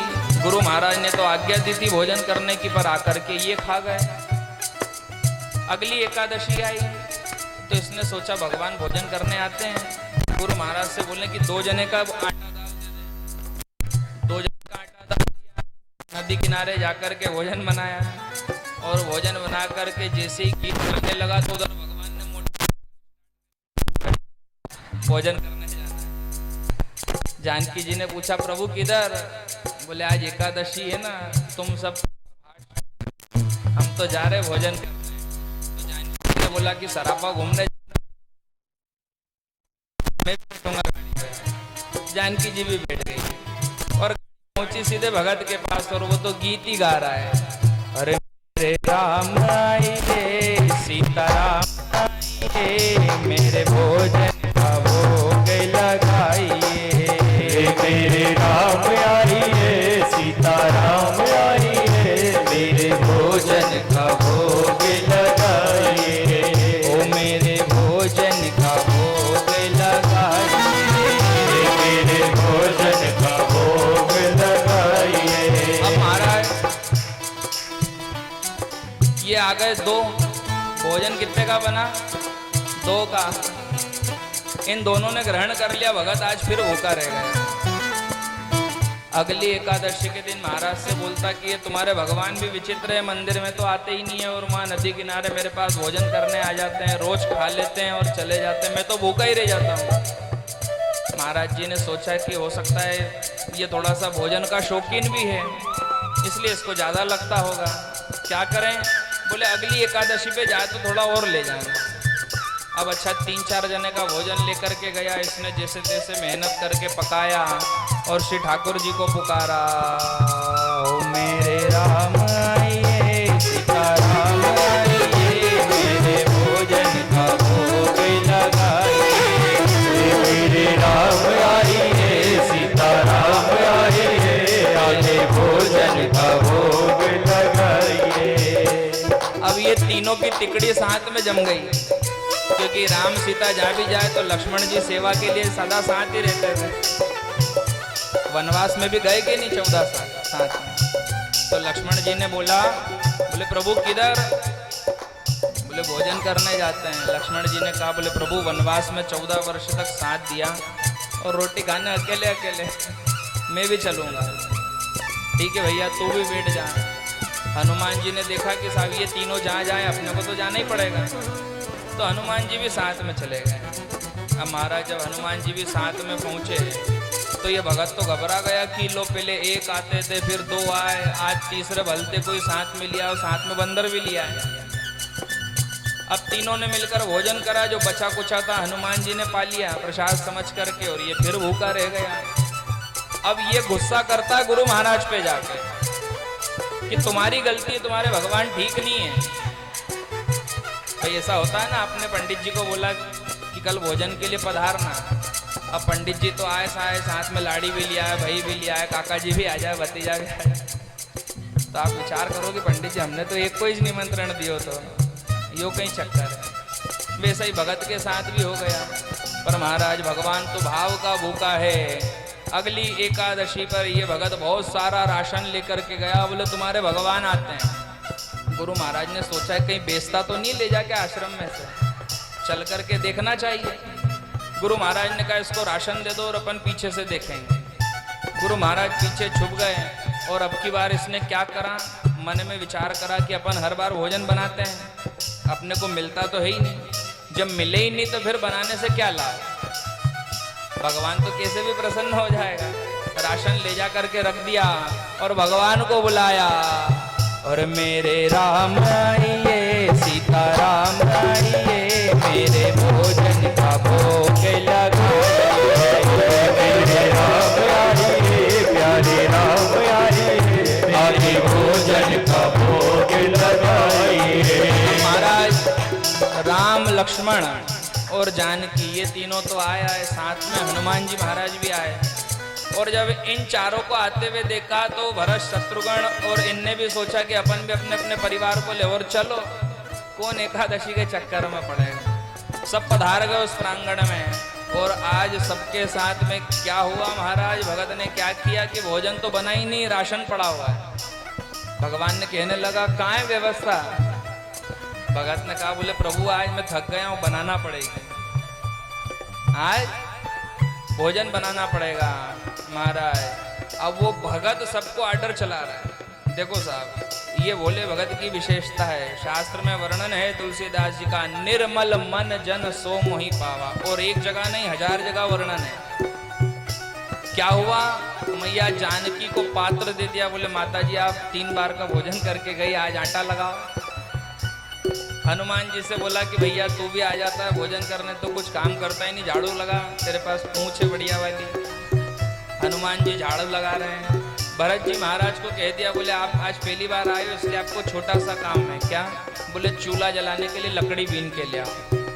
भरत जी लकड़ी बीनने गए महाराज, चूल्हा जला, पात्र रखाया, और जब भोजन बनकर तैयार हुआ महाराज तो संसार के बड़े से बड़े देवता भी आज पात्र लेकर के बड़े हैं। और गुरु महाराज वृक्ष के पीछे ये विचार कर रहे हैं कि मैंने अपना सारा जीवन व्यतीत कर दिया, उस परमात्मा को प्रकट नहीं कर पाया, और आज मेरे इस चेले ने मेरे मार्ग को, मेरे बताए हुए मार्ग पर चलकर उस परमपिता परमात्मा को प्राप्त कर लिया। सारे गुरुदेव भक्तजन आदि मिलकर के गीत गाने लगे, ओ मेरे राम आइए सीता राम आइए, मेरे भोजन का भोग लगाइए। मेरे राम आइए सीता राम आइए, मेरे भोजन का भोग लगाइए। मेरे भोजन का भोग लगाइए, मेरे भोजन का भोग लगाइए, मेरे भोजन का भोग लगाइए, मेरे भोजन का भोग लगाइए, मेरे भोजन का भोग लगाइए, मेरे भोजन का भोग लगाइए, मेरे भोजन का भोग लगाइए, मेरे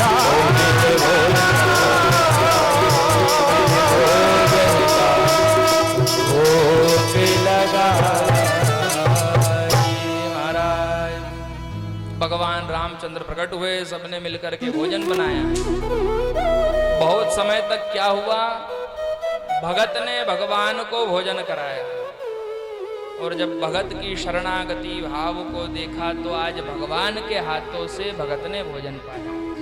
और ऐसा एक बार नहीं, केवल महाराज मन में ये भाव आ जाए कि उस परमात्मा से कहीं न कहीं इतना सा भी प्रेम है, अगर अंदर इतना सा भी छुपा हुआ है, तो उस छुपे हुए के पीछे वो परमात्मा आने के लिए तैयार रहता है। महाराज आप सबने संत नामदेव का बचपन भी सुना होगा। संत नामदेव ने बचपन के समय में क्या किया, नाना जी के साथ रहते थे, कोणाई बाई की संतान थे महाराज। और जब नाना जी के साथ रहते थे तो नाना जी का भी एक मंदिर था, और उसी मंदिर में श्री ठाकुर जी की पंडरीनाथ भगवान की सेवा थी।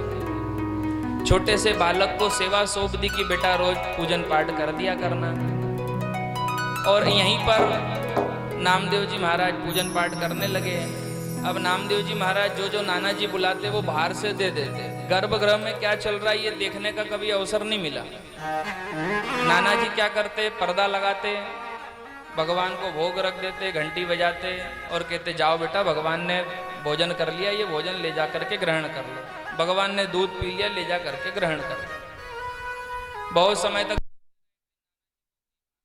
आना पड़ा, बोल गए बेटा जैसा रोज मैं करता हूँ तू भी कर देना आज के दिन मुझे कहीं।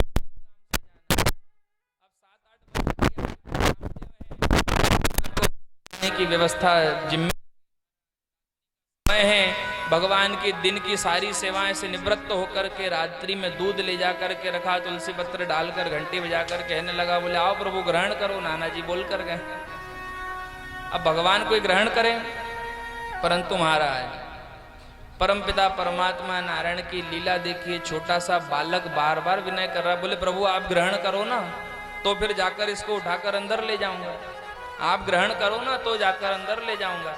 अगर आप ग्रहण नहीं करोगे तो नाना जी आकर चिल्लाएंगे, अगर आप ग्रहण नहीं करोगे तो मेरे नाना जी मुझे दंड देंगे, इसलिए ग्रहण कर लो प्रभु। हे प्रभु मेरे हाथ से इस प्रसाद को ग्रहण कर लो। बहुत बार विनय करने पर भी जब भगवान प्रकट नहीं हुए तो महाराज एक छुरा लाए और गर्दन पे रख लिया, जल्दी से ग्रहण करते हो या अपना गला काट लो। और जो ही गले पर छुरा लगाने लगे कि पंडरीनाथ भगवान की मूर्ति में से हाथ प्रकट हुए और दूध का पात्र उठाकर महाराज दूध ग्रहण करने लगे। 2-4 घुट ग्रहण किया ही ताकि नामदेव ने फिर हाथ पकड़ लिया, अरे रोज तो छोड़ देते हो, आज भी तो छोड़ना पड़ेगा, मैं क्या ग्रहण करूंगा,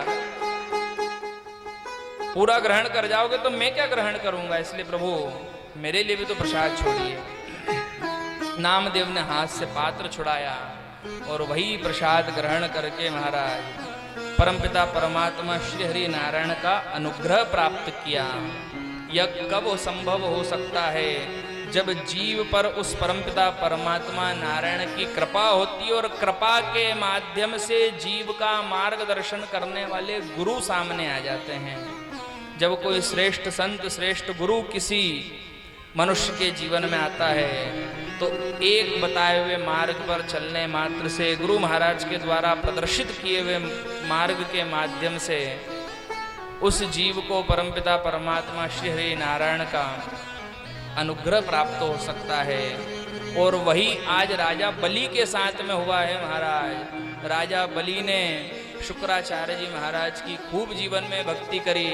शुक्राचार्य जी महाराज ने कृपा करके राजा बलि को पुनः जीवित भी कर दिया और ऐसा रथ दिया जिससे सारे विश्व पर विजय प्राप्त कर ली। स्वर्ग पे अधिकार हो गया राजा बलि का। जब राजा बलि का स्वर्ग पे अधिकार हुआ महाराज, जब राजा बलि का स्वर्ग पे अधिकार हुआ है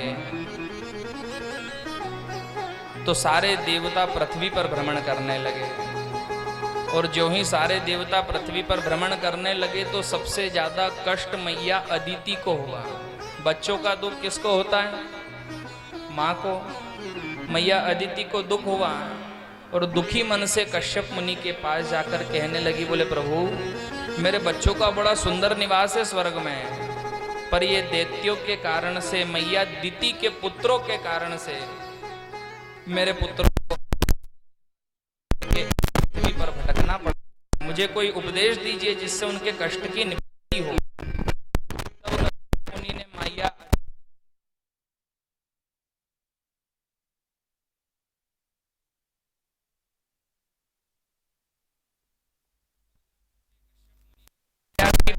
दिन तक फागुन के महीने में, होली का समय आता है ना, फागुन का महीना हिंदी महीने के हिसाब से, फागुन के महीने में शुक्ल पक्ष में प्रतिपदा से लेकर त्रयोदशी तक इन 12 दिन में पयोव्रत मतलब केवल गौ दुग्ध या गौ दुग्ध से बनी हुई कोई भी वस्तु को ग्रहण करके अपने शरीर का यापन करना। मैया अदिति ने पूछा कि इससे क्या होगा? तब कश्यप मुनि ने सहज भाव से ही कह दिया,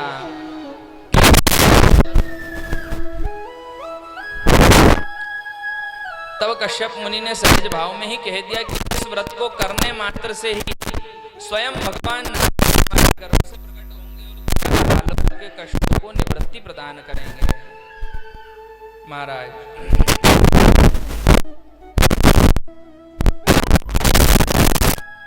मैया अदिति को पयोव्रत किया। मैया अदिति ने पयोव्रत को संपन्न भी किया और संपन्न करने के बाद में गर्भ को धारण किया। भगवान वामन उससे प्रकट हुए। ये कथा शिक्षा देती है कि पुत्र पौत्र उत्पन्न करना ये तो सरल सा काम है, लेकिन श्रेष्ठ संतति जन्म देने के लिए, श्रेष्ठ संतति की उत्पत्ति के लिए श्रीमद् भागवत महापुराण के माध्यम से ये माताओं के लिए सर्वश्रेष्ठ उपाय है। बहुत ज़्यादा हमको पयोव्रत कठिन नहीं बनाना है।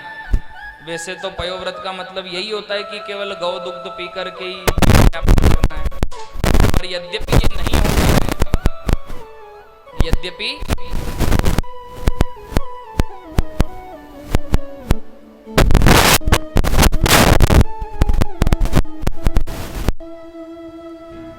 यद्यपि ये नहीं हो पावे। इनको बिठा लो एक जगह,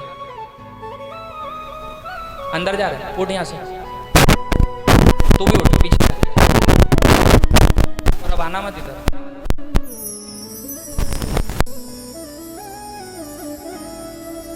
भगवान ने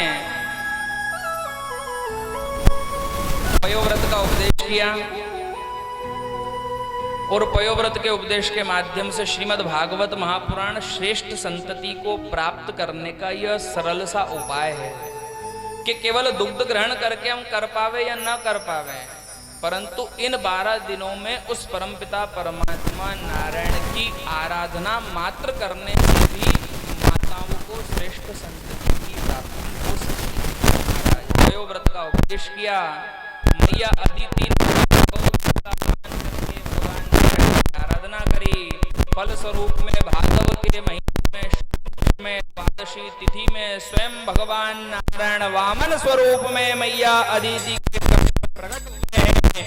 आकाश मंडल से जय जयकार होने लगी, बोलिए वामन की।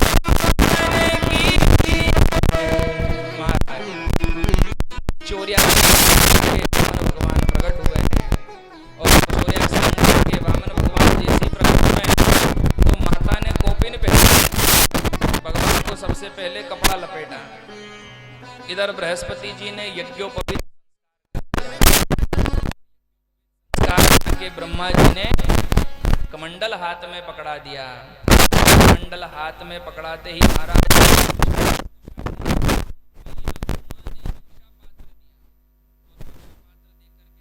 जाइए और भिक्षा मांग करके लाइए। यज्ञोपवीत के समय नियम होता है कि ब्राह्मण बालक को कुछ जगह से भिक्षा मांग करके लानी होती है, भिक्षा मांग करके लाइए। तो भगवान 2-4 के पास में गए और कुछ अन्न इत्यादि को ग्रहण करके बृहस्पति जी के चरणों में डाल दिया। जो ही बृहस्पति जी के चरणों में उस अन्न को डाला है तो बृहस्पति जी कहने लगे, बोले प्रभु आप तो अंतर्यामी हैं, आप तो अंतर्यामी हैं और आप तो घट घट की बातों को जानते हैं, आप तो जानते हैं कि हम आपसे भिक्षा में क्या चाहते हैं। भगवान ने कहा क्या चाहते हो? तब जाकर के देवताओं की ओर से बृहस्पति जी ने प्रार्थना करी, बोले प्रभु यदि देना ही चाहते हो तो राजा बलि हमारा सब कुछ लूट करके बैठा है, अगर आप देना ही चाहते हो तो हमारा राज्य उस राजा बलि से ला करके दीजिए। भगवान आज 84 अंगुष्ठ के वामन भगवान हैं और महाराज राजा बलि के द्वार पर जाते हैं। राजा बलि एक बड़ा ही सुंदर यज्ञ कर रहा है, राजा बलि एक बड़ा ही सुंदर यज्ञ कर रहा है और राजा बलि ने यज्ञ के द्वार पर वामन भगवान की छवि को देखा तो भिक्षाएं लेकर के आया है, परंतु भगवान नट जाते हैं, बोले मुझे ये सब नहीं चाहिए, मुझे तो 3 पैर भूमि चाहिए। राजा बलि कहने लगा, बोले प्रभु 3 पैर से क्या होगा, एक गांव दे देता हूँ। बोले नहीं, अच्छा एक कॉलोनी काट देता हूँ आपके नाम से, वामन एवेन्यू, आप इसी में निवास करना। बोले नहीं हमको ये भी नहीं चाहिए, हमको 3 पैर चाहिए। क्या चाहिए प्रभु? बोले 3 पैर भूमि चाहिए। बोले अच्छा एक काम करता हूँ, एक बढ़िया सा प्लाट दे देता हूँ, उस पर आप व्यवस्था कर लेना। बोले नहीं प्रभु 3 पैर भूमि चाहिए। इधर राजा बलि भी दानदाता बनने की सोच रहा है और भगवान सोच रहे हैं कि जब तक ये मेरे वचन के जाल में नहीं फंसेगा, जब तक देवताओं का सर्वस्व प्राप्त नहीं होगा। राजा बलि कहने लगा, बोले अच्छा प्रभु आखिरी ऑप्शन क्या? बोले आप अपने पैरों से मत नापो, मेरे पैरों से नाप देता हूँ। पहले ही तो आप छोटे हैं, आपके 3 पैर तो छोटे छोटे रहेंगे, मेरे बड़े बड़े पैरों से मैं आपको पृथ्वी नाप देता हूँ। उस पृथ्वी पर विराजमान होकर के अपनी सुंदर सी कुटिया बनाना, भजन करना, और आप कहें तो एक सुंदर सी कन्या देख के विवाह भी करा देता हूँ, आपकी सेवा करेगी। वामन भगवान कहने लगे कोई वस्तु की आवश्यकता नहीं है, 3 पैर भूमि पृथ्वी देने का यदि संकल्प करता हो तो करने के लिए तैयार हो। राजा बलि ने शुक्राचार्य जी को बुलाया, बोले संकल्प कराओ गुरुजी। गुरुजी ने कहा मैं ऐसा संकल्प कराता ही नहीं जिससे मेरे चेले का सर्वस्व लुट जाए, क्योंकि शुक्राचार्य जी जानते हैं, शुक्राचार्य जी इस बात को भली भांति जानते हैं कि यदि मैंने संकल्प कराया और इस राजा बलि ने 3 पैर पृथ्वी का दान ये करा तो ये न तो वामन है ना 53 है, ये तो स्वयं भगवान नारायण है। एष वै रोचने साक्षात भगवान विष्णुरभ्य कश्यपादितोर्जाता देवा नाम कार्य साधक। कश्यप और अदिति की सहायता लेकर के ये स्वयं नारायण अदिति के गर्भ से जन्म लेकर के वामन का स्वरूप धारण करके मेरे चेले को फिर से छलने के लिए आ गया है। अब की बार इसके चक्कर में नहीं पड़ूंगा और न ही अपने चेले को इसे कोई वस्तु का दान करने दूंगा। कान में जाकर के बताया कि ये वामन वामन नहीं है, इसके चक्कर में मत पड़ना, इसके चक्कर में मत पड़ना। राजा बलि कहने लगा, बोले ये ब्राह्मण नहीं है, ब्राह्मण बालक नहीं है तो फिर कौन है? तो शुक्राचार्य जी महाराज ने बताया कि तो साक्षात नारायण है। अब जब हमको कोई बताए कि हमारे साथ धोखाधड़ी होने वाली है तो हम क्रोधित हो जाते हैं, और ये साहब झूठ बोल करके आया है। पर राजा बलि क्रोधित नहीं हुआ, आज तो प्रसन्न हो गया कि महाराज अभी तक तो मुझे लोग राजा बलि एक बहुत बड़े दानी के नाम से जानते थे, पर आज तो मैं संकल्प करके ही रहूंगा, क्योंकि आज के बाद लोग कहेंगे कि एक ऐसा भी भक्त था जिसके द्वार पर भगवान नारायण भिक्षा मांगने के लिए खड़े थे और उसने दी भी, मना नहीं किया, उसने दी भी। वामन भगवान ने कहा, बोले देखो मैं ब्राह्मण बालक हूँ, मुझे बहुत सारे घर में जाना है, संकल्प करते हो तो जल्दी करो, अन्यथा मैं कहीं और जाऊं। तो होगा राजा बलि बहुत बड़ा दान दाता, मुझे बहुत सारे घर में जाना है भिक्षा लेने के लिए, अपनी व्यवस्था जमाने। 3 पैर पृथ्वी का राजा बलि ने कहा, ये गुरुजी संकल्प नहीं कराते। वामन भगवान ने कहा, कोई बात नहीं, मैं खुद ही पढ़ देता हूँ, तू हाथ में जल रख। शुक्राचार्य जी ने सोचा ये वामन तो बड़ा चतरा निकला, खुद ही संकल्प पड़ेगा। तो जिस कमंडल में से जल निकलता उसमें अपने नेत्र जाकर के लगा दिए। भगवान ने सोचा इसका इलाज भी हम साथ में लेकर के आए। कुशा पास में ही थी, आसन में से कुशा निकाली, कमंडल की टोटी में 3-4 बार अंदर बाहर करी तो शुक्राचार्य जी की एक आंख साथ में आ गई। जैसे ही एक आंख साथ में आई महाराज, तो गुरुजी सबसे पीछे जाकर खड़े हुए। ये कथा भी हमको शिक्षा देती है कि धर्म के कार्य में आड़े आओगे तो सबसे पीछे जाकर के खड़ा होना पड़ेगा। महाराज शुक्राचार्य जी ने धर्म के काम में टांग अड़ाई, राजा बलि कितना श्रेष्ठ कार्य कर रहा है, पर महाराज कहीं न कहीं मन में रोष था, वो रोष लेकर के सामने गए। तो अब पीछे खड़े रहो। शुक्राचार्य जी पीछे जाकर के खड़े हैं, राजा बलि के हाथ में जल है। भगवान ने संकल्प पड़ा, ब्राह्मणाय रूपाय वामनाय इमं 3 पदानि पृथ्वी अहम तुभ्यम संप्रददे। जैसे ही वो संकल्प का जल पृथ्वी को स्पर्श करा, वामन भगवान ने वामन स्वरूप को त्याग करा और शरीर को बड़ा करना प्रारंभ किया। देखते ही देखते आज वामन से विराट स्वरूप में बदल गए महाराज, और 3 पैर पृथ्वी को नापने लगे हैं। एक पैर में ऊपर के सारे लोग स्व भुव भू महा जना तपा और सत्य लोक तक नाप दिया। जब सत्य लोक में चरण गया तो ब्रह्मा जी ने सोचा आज तो प्रभु के पैर पधारे हैं, क्यों नहीं धोकर के कमंडल में जल रख लिया जाए, काम आएगा। कमंडल में चरणों को धोकर के जल रखा। वही जल बाद में महारानी गंगा के रूप में अवतरित हुआ। दूसरे पैर से नापना चाहा तो तल अतल वितल सुतल तलातल रसातल महाताल और पाताल तक नाप दिए महाराज। नीचे के 7 लोग भी नाप दिए। अब तीसरा चरण रखने के लिए कोई स्थान बचा ही नहीं। तीसरा चरण रखने के लिए कोई स्थान नहीं बचा। राजा बलि हाथ जोड़ करके भगवान के सामने खड़ा है। भगवान पूछते हैं, बता बलि तीसरा चरण कहाँ रखूं? तीसरा चरण कहाँ रखूं?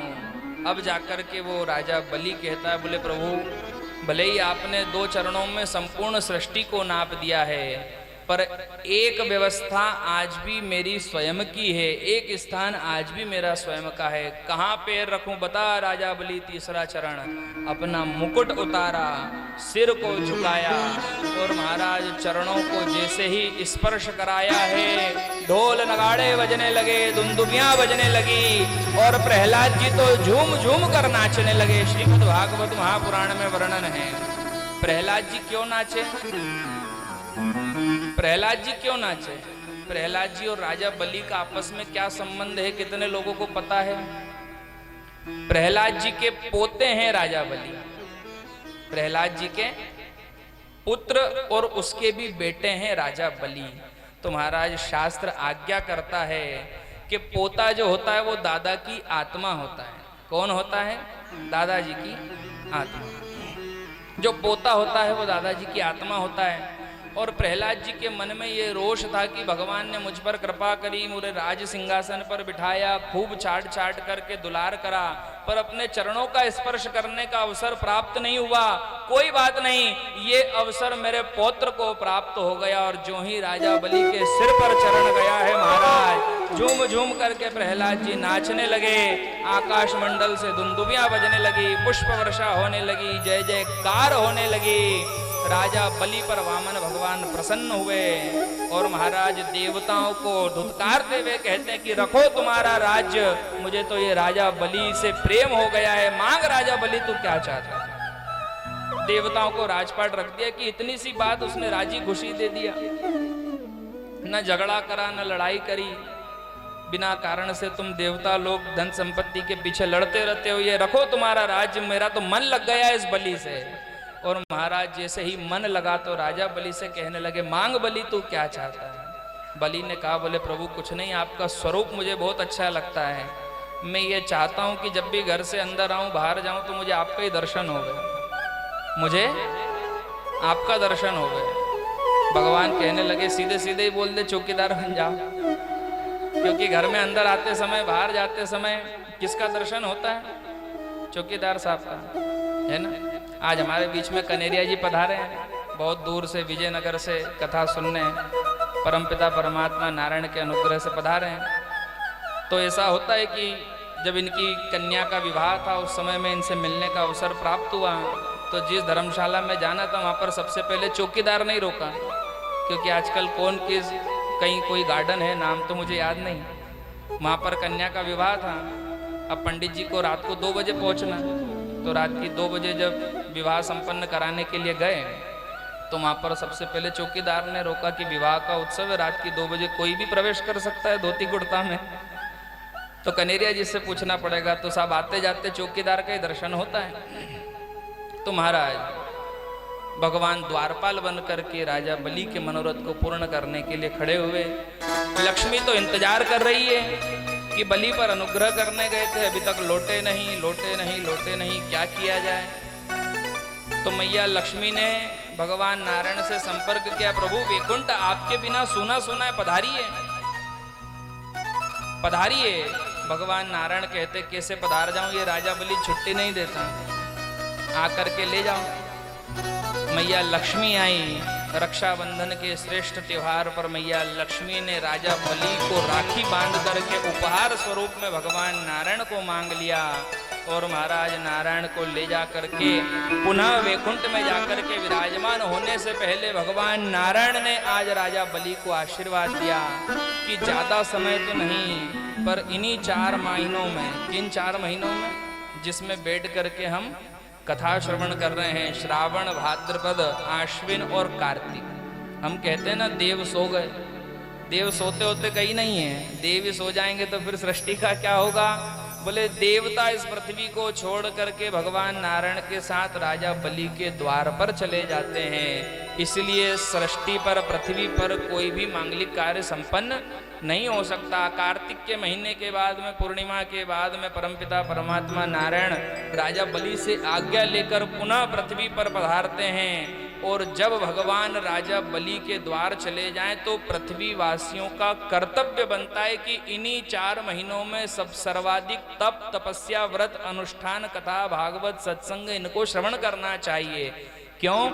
क्योंकि पृथ्वी पर जब सत्संग बढ़ता है तो उस परमात्मा को भी इस धराधाम की याद आती है। कहीं ऐसा ना हो कि हम सत्संग करना बंद कर दें तो भगवान सोचे कि क्या करेंगे वापस जाकर, अपन तो राजा बलि के द्वार पर ही रहो। इन 4 महीनों में जो हमारे द्वारा सत्संग तप इत्यादि किया जाता है, उससे भगवान नारायण प्रसन्न होकर के जब कार्तिक के महीने में पधारते हैं तो इस जीव पर अनुग्रह करते हैं महाराज। भगवान ने राजा बलि पर कृपा करी। आगे चल कर के सुखदेव मुनि परमपिता परमात्मा श्री हरि नारायण के राम स्वरूप की चर्चा सुनाते हैं। सुखदेव मुनि राजा परीक्षित को बताते हैं कि इस संपूर्ण श्रीमद् भागवत महापुराण के माध्यम से केवल परमपिता परमात्मा नारायण के 2 ही अवतार ऐसे हुए हैं जिन अवतारों को ग्रहण करके परमपिता परमात्मा श्री हरि नारायण ने प्रत्येक जीव पर कृपा करी। जब भी भगवान का अवतार हुआ तो केवल कोई विशेष कारण रहा। नरसिंह बने तो प्रहलाद की रक्षा कारण था, वामन बने तो देवताओं की संपत्ति और बलि का उद्धार कारण था, ध्रुव के पास आए तो अपने भक्त को दर्शन देना कारण था, और समय आने पर परमपिता परमात्मा नर नारायण के रूप में भी अवतरित हुए तो धर्म की स्थापना करना ही कारण था। परंतु सारे अवतारों में राम और कृष्ण ये 2 अवतार ही ऐसे हैं कि इनके कारणों का कोई ठिकाना नहीं। तुलसीदास जी महाराज लिखते हैं कि राम जन्म के हेतु अनेका। भगवान राम जी प्रकट हुए तो रावण को मारने के लिए नहीं हुए, इसके अलावा जो जो रास्ते में आता गया सबके पाप को काट करके उनको अपनी नौका में बिठा करके परम धाम की व्यवस्था लगाते चले गए। भगवान कृष्ण ने भी यही किया।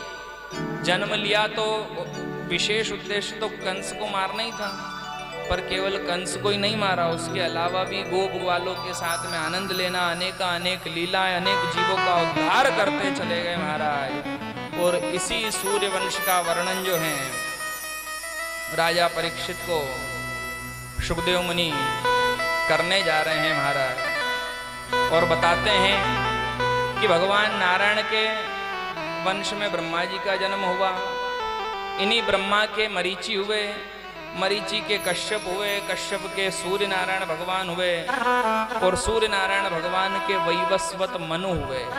मनु के यहाँ पर इसी वंश में आगे चलकर नभग नाम के राजा हुए, नभग के नाभाग हुए, नाभाग के महाराज अम्बरीश हुए, और महाराज अम्बरीश ने अपने जीवन में एकादशी के व्रत के माध्यम से इतना तप किया कि इन्हीं महाराज अम्बरीश पर परमपिता परमात्मा श्री हरि नारायण ने कृपा करी। आगे चल करके सुखदेव मुनि इक्ष्वाकु वंश की कथा को बताते हैं, जिसमें युवनाश्व नाम के राजा हुए। इन्हीं के यहाँ पर एक संतान का जन्म हुआ महाराज। इस राम वंश की और भगवान कृष्ण के वंश की 2 विशेषताएं रही है। कितनी विशेषताएं रही है? 2। राम जी के वंश की सबसे पहली विशेषता यह है कि जब भी किसी राजा को संतान हुई तो बिना पुत्र कामेष्टि यज्ञ के संतान का जन्म नहीं हुआ। और भगवान कृष्ण के वंश की विशेषता ये रही कि जब भी किसी का विवाह हुआ तो बिना झगड़े के संपन्न ही नहीं हुआ। तो यहाँ पर युवनाश्व ने यज्ञ पुत्र कामेष्टि यज्ञ कराया, और महाराज अपराधवश उसी यज्ञ के जल का पान कर गए, जिससे बालक गर्भ में स्थापित हो गया। महाराज समय आने पर पेट को काट करके उस बालक को जन्म ग्रहण कराया गया, और महाराज इंद्र ने अपनी कनिष्ठिका उंगली से उस बालक को दुग्ध ग्रहण कराया, इसीलिए उस बालक का नाम मानधाता पड़ा। आगे चल करके इसी वंश में त्रिवंदन हुए, त्रिशंकु हुए, और महाराज हरिश्चंद्र का जन्म हुआ। इन्हीं के वंश में बाहुक नाम के राजा हुए, जिनकी 2 रानियां थी। यज्ञ का प्रसाद ग्रहण कर लिया तो एक रानी को प्रसाद प्राप्त हुआ, दूसरी को प्रसाद प्राप्त नहीं हुआ। तो एक रानी ने सोचा कि इसके यहाँ पर संतान होगी, पर मेरे यहाँ पर तो संतान होगी नहीं, और जब मेरे यहाँ पर संतान नहीं होगी तो ये रानी श्रेष्ठ कहलाएगी। तो दूसरी वाली ने पहली वाली को जहर पिला दिया, और जो ही जहर पिलाया है महाराज, तो राजा बाहुक को पता चला तो वशिष्ठ जी के पास गए और अमृत संजीवनी विद्या के माध्यम से उस गर्भ की रक्षा करी। जब उस बालक का जन्म हुआ तो सारे जहर को एक पात्र में लेकर के अपने सिर पर लेकर प्रकट हुआ। जहर के गर को सिर पर लेकर के प्रकट होने के कारण ही उस राजा का नाम सगर हुआ महाराज। इन्हीं सगर जी महाराज की दो पत्नियां थी, सुमति और केशनी, जिनके दो पुत्र थे असमंजस और महारानी केशनी के यहाँ पर एक मांस पिंड का जन्म हुआ। क्रोध में आकर के इसी केशनी रानी ने उस मांस पिंड के 60,000 टुकड़े कर दिए। भरत संजीवनी विद्या के माध्यम से यही 60,000 टुकड़े 60,000 पुत्रों में परिवर्तित हो गए। समय आने पर यही 60,000 पुत्र कपिल मुनि का अपमान करने लगे और अपमान करके कहने लगे, अरे यही चोर है, यही चोर है, इसी ने हमारा पशु चुराया है। कपिल मुनि भगवान नारायण का तप कर रहे थे। जो ही नेत्र खुले इन 60,000 पुत्रों पर कोप की दृष्टि पड़ी तो 60,000 के 60,000 जल करके भस्म हो गए। इन्हीं के वंश में दिलीप हुए, दिलीप के भागीरथ हुए। भागीरथ ने खूब तपस्या करी और तपस्या करके महाराज तपस्या करके महारानी गंगा को प्रकट किया और महारानी गंगा के माध्यम से सगर के 60,000 पुत्रों का उद्धार किया। भागीरथ के वंश में आगे चलकर खटवांग, दीर्घबाहु, रघु और रघु के यहाँ पर अज और अज के यहाँ पर महाराज दशरथ जी का जन्म हुआ। इन्हीं दशरथ जी के यहाँ पर भी कोई संतान नहीं, दशरथ जी के यहाँ पर कोई संतान नहीं है महाराज। दशरथ जी ने भी सोचा कि चल करके अपने को भी यज्ञ आदि की व्यवस्था करना चाहिए। यज्ञ किया। यज्ञ में स्वयं भगवान नारायण यज्ञ पात्र में चरु का प्रसाद लेकर, चरु पात्र में यज्ञ का प्रसाद लेकर के प्रकट हुए। महाराज दशरथ ने प्रसाद लिया और अपनी तीनों रानियों को, कौशल्या, केकई और सुमित्रा, इन तीनों को बराबर बराबर बांट दिया। अब महारानी सुमित्रा उस प्रसाद को लेकर के सूर्य नारायण का दर्शन करने गई। वही प्रसाद एक चील हाथ में से उठा करके ले जाती है और माता अंजना जिस स्थान पर तप कर रही है उनकी गोद में जाकर के वो प्रसाद गिरता है। जो ही वो प्रसाद गिरा तो माता अंजना ने उस प्रसाद को ग्रहण किया, जिसके माध्यम से हनुमान जी महाराज का जन्म हुआ। धीरे धीरे समय व्यतीत हुआ तो सुमित्रा नीचे आई तो प्रसाद नहीं बचा पास में। अब दो रानियां हैं, कौशल्या और केकई, और दोनों विचार कर रही कि एक बहन उदास क्यों है। सुमित्रा से पूछा कि तो उदास क्यों है, तो उसने बताया कि मेरा प्रसाद एक चील लेकर के गई है, मेरे पास अब प्रसाद नहीं है। तो महाराज कौशल्या ने अपने हिस्से में से कुछ प्रसाद दिया और केकई ने अपने हिस्से में से कुछ प्रसाद दिया। सुमित्रा मन में विचार करती कि महाराज दशरथ ने जो मुझे प्रसाद दिया था वो तो चील ले गई। अब यदि मेरे यहाँ पर संतान होगी तो तुम दोनों बहनों की कृपा से मेरे यहाँ पर संतान का जन्म होगा। इस प्रसाद को ग्रहण करने से मैं तुम्हें वचन देती हूँ कि यदि मेरे यहाँ पर संतान का जन्म हुआ तो मैं अपनी संतान को तुम्हारी संतानों की सेवा में लगा दूंगी। और आगे चल कर के वही हुआ। कौशल्या के यहाँ पर राम का जन्म हुआ, केकई के यहाँ पर भरत का हुआ और सुमित्रा ने लक्ष्मण और शत्रुघ्न को जन्म दिया। तो एक पुत्र को तो लगाया राम की सेवा में और एक पुत्र को लगाया